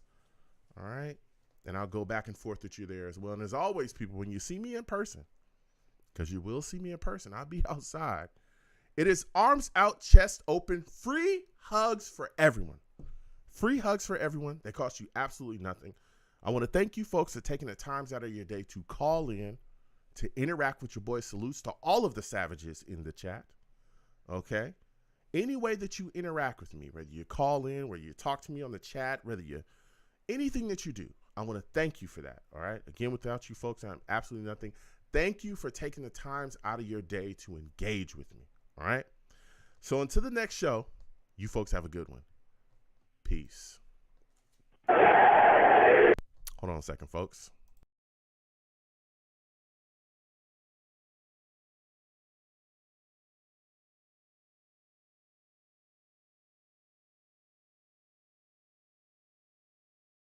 All right, pow. I should be back. Listen. I want to thank everybody for watching, no matter where you're watching me from. Again, salutes to everybody. If this is your first time watching me or you watched me before, exclamation point links brings up my link tree. That link tree has the links to all of my social media platforms. It also has the links to all of my YouTube channels. Please subscribe to all of my YouTube channels. I have a reaction channel. More reactions on the way. I uploaded some reactions recently. There's more coming.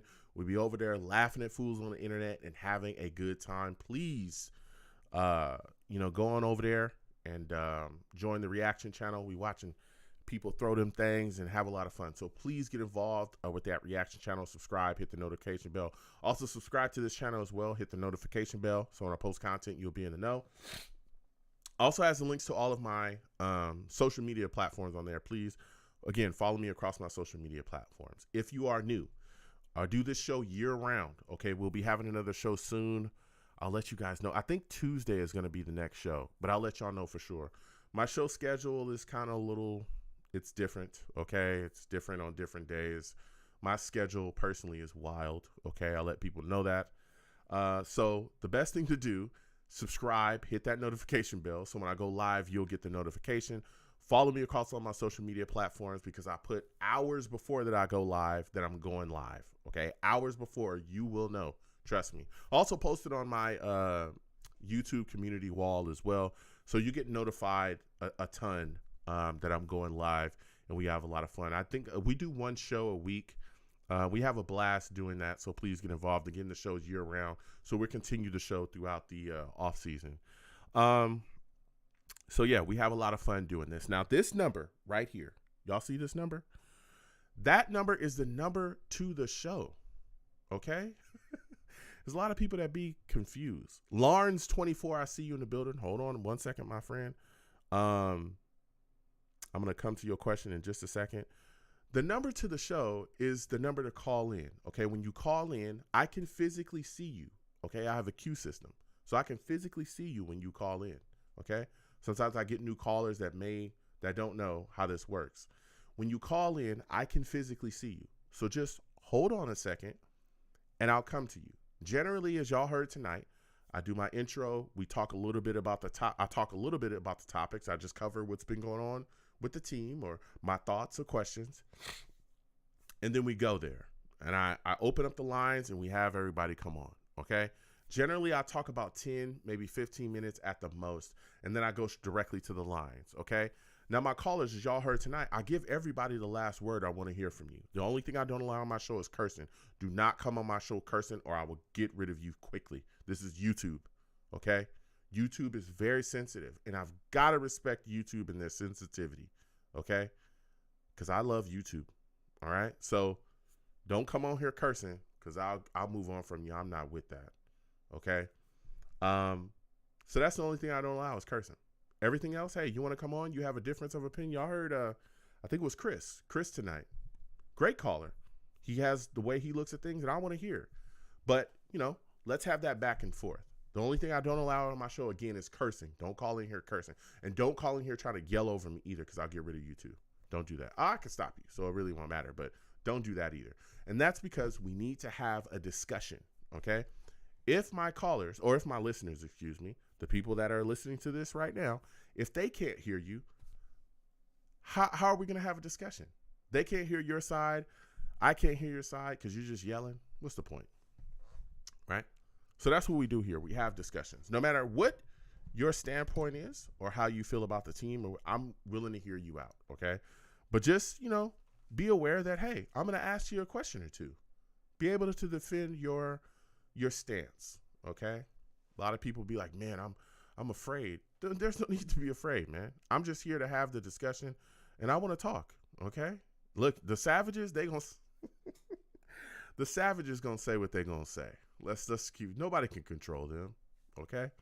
But, just call in and have a good time. That's what it's all about, having a great discussion. I'll let people discuss. I'm not here to grill people. That's not what I do. I'm here to have a discussion and talk about the Jets with everybody. So yeah, that's what I'm all about, man. Lawrence 24 says, is this only a short-term fix? I'm guessing you're talking about the Hasson Reddick. I mean, he's got 1 year left on his deal.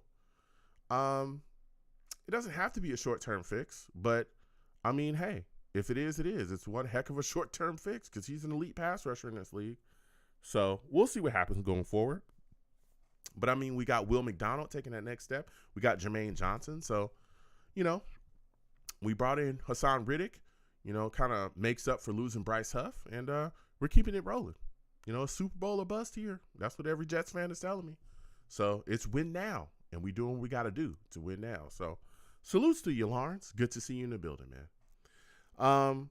So, yeah, we have a lot of fun. We also watch the games together as well, for those of y'all that may not know. All right, we watch the games together. And after the games, when the Jets are playing, we have a live radio show. And those have been really, really hot in the past.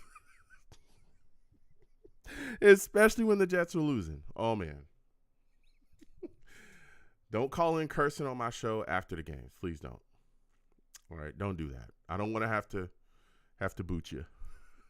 But it's been done before, okay? Again, when you call into my shows, all right, please make sure you have a good phone line, all right? Make sure your phone line is good to go. Make sure you have a good connection. Also, make sure that you don't have any crazy background noise, okay? You got a bunch of crazy background noise. there's nothing I can do either. I need to be able to hear you. I'll just move on from you if we keep having those issues, you know. So that's all it is, man. I have a lot of fun on here. I connect with a lot of Jets fans, and we have a blast having discussions about this football team. So please come on by, join your boy, call in, and talk that talk. I also, also, if you're a new caller, if I don't know you by name, I'm going to call you out by area code. Please know what your area code is. There's I've had callers or a caller in the past, and I'm never going to say who it was, okay? I had a caller in the past that thought I had blocked them or I didn't want to hear from them because they had a difference of opinion. But they didn't realize that I had called them multiple times. I had called up on them multiple times to speak, but they didn't know their own area code.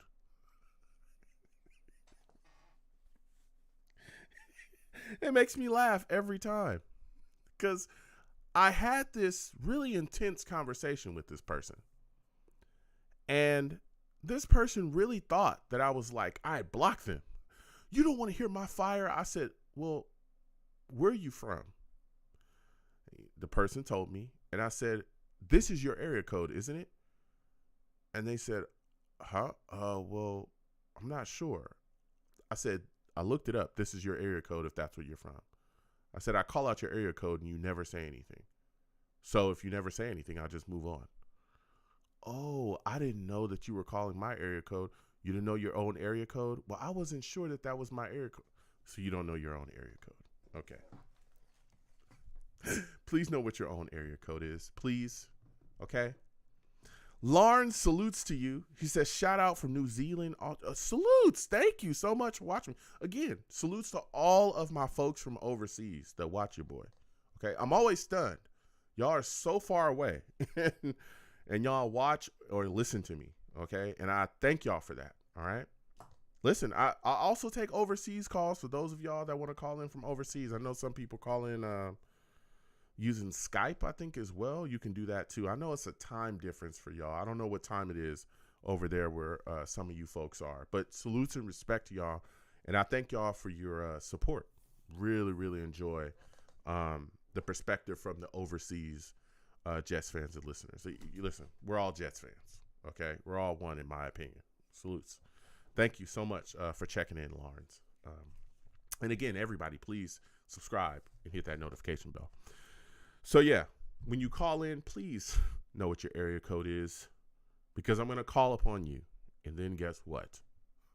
You're going to have to answer or I'm going to move on. Okay.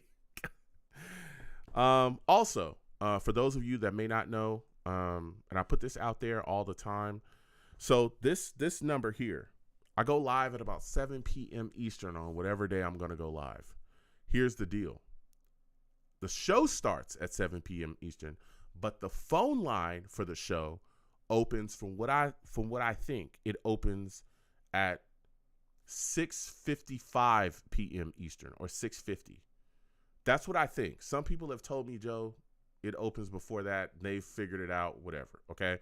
There are people that call the show before it actually opens up, and that's how they get on earlier.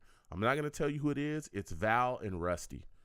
I'm not going to tell you who consistently does that. It's Val and Rusty. I'm not telling y'all who's doing it, okay? But it's not illegal for you to call in early. It's not illegal at all. You can do that. And the reason why I put this out there is just so everybody knows, because a lot of the veteran savages figured this out. I don't know how they did, but they figured it out at some point, like years ago, and they have been utilizing this consistently. And there are people that's been like, Joe, how can I? And I've been like, hey, listen, let me put this out there just so everybody knows, okay? But it's Val and Rusty. I'm not telling y'all who's doing it, but it's not illegal, okay? Please feel free. Call in early. Show starts at 7 p.m. Eastern. If you want to call in at 6:50 and wait on the line, and then I, talk for about 10 minutes and then you come on, I have no problems with that whatsoever. I'm all about it. So I put that out there just so it's fair, okay? Rusty says, Joe, that's all allegations. Not true. Rusty, see? I can prove that. I can prove these things, y'all. It's not allegations. I'm just letting people know. It's not illegal. It's not illegal. It's not illegal. You can do it. It's not. It's absolutely legal for you to do. I welcome it. But yeah. So that's that there. We have a lot of fun. You also might catch me gaming at some point. My schedule's crazy. But we'll try to have a gaming stream at some point down the line. So if you see that, come in and check in with your boy, man. I have a lot of fun, and we do have a lot of fun here. We do a lot of great things. So please, please, please, get in when you fit in. Come join your boy, and come talk that talk with us, because we have a lot of fun doing that. Yeah. So, man, I got to get out of here, y'all. My schedule's wild, and I got to go. But listen, be safe, okay? Be safe out here, people. A lot of crazy stuff going on in this world, and I don't know why it's happening, but it's happening, all right? So be safe with your friends and your family. Salutes to everybody that joined me, came on and said what's up. Salutes to all the savages in the chat. Rusty salutes. He says, me and Val are in that witch hunt like the Jets with reporters. Oh, Rusty, you are crazy. Lawrence salutes. He says, if Reddick makes over the percentage snaps, does that include the 10 sacks? Either one of those things. If he makes the playtime percentage or the 10 sacks, either one of those, the Jets give up a second-round pick in 2026. But salutes to you, Lawrence. Good to see you in the building. Dakota Jay salutes. Always good to see you in here. Jack Kenda, always good to see you in the building. John, always good to see you in here as well. He says, dare I say, we have a Super Bowl roster. Okay, he's talking that talk. All right. Vibes, always good to see you in the building. James, always good to see you in here as well. Salutes to Venom G's. Okay. Venom G says he'll take a bag of burritos for Zach Wilson. Salutes, man. Salutes to Venom G's. Oh, Venom G's sick. He driving Joker. He talking about Chris. Man, I love having the discussion, man. Rick, always good to see you in the building as well. Jay Mitch, salutes and respect to you too. JW, always good to see you. Italian Eddie, salutes and respect to you, man. Okay. Omar, salutes. Salutes to everybody, man, that came on by and said what's up to your boy. Man, really enjoyed doing this show again. I think the next show I'm gonna have is Tuesday. But I'll let y'all know for sure. Tuesday at 7 p.m. Eastern. So but I'll let y'all know for sure. Y'all see all the notifications that I'm gonna go live and all that stuff. So again, follow me across social media. Link trees in the description. Follow me. Salutes. Subscribe to the channel. Notification bell. Give the video a stream a thumbs up. If you blink, give the stream a thumbs up. If you can move like this, give the stream a thumbs up. If you're breathing, give the stream a thumbs up. Okay, helps get the content out there. Yeah. So listen, be safe out here, folks. All right, sit down with your friends and your family, eat some good food, watch some good TV, and let the people that you love know that you love them, man. Okay, make those moments. All right, because you never know what can happen. You never know. It's something that I cherish in my life, and I hope it's something that you cherish in yours. All right. So until the next show, you folks have a good one. Peace.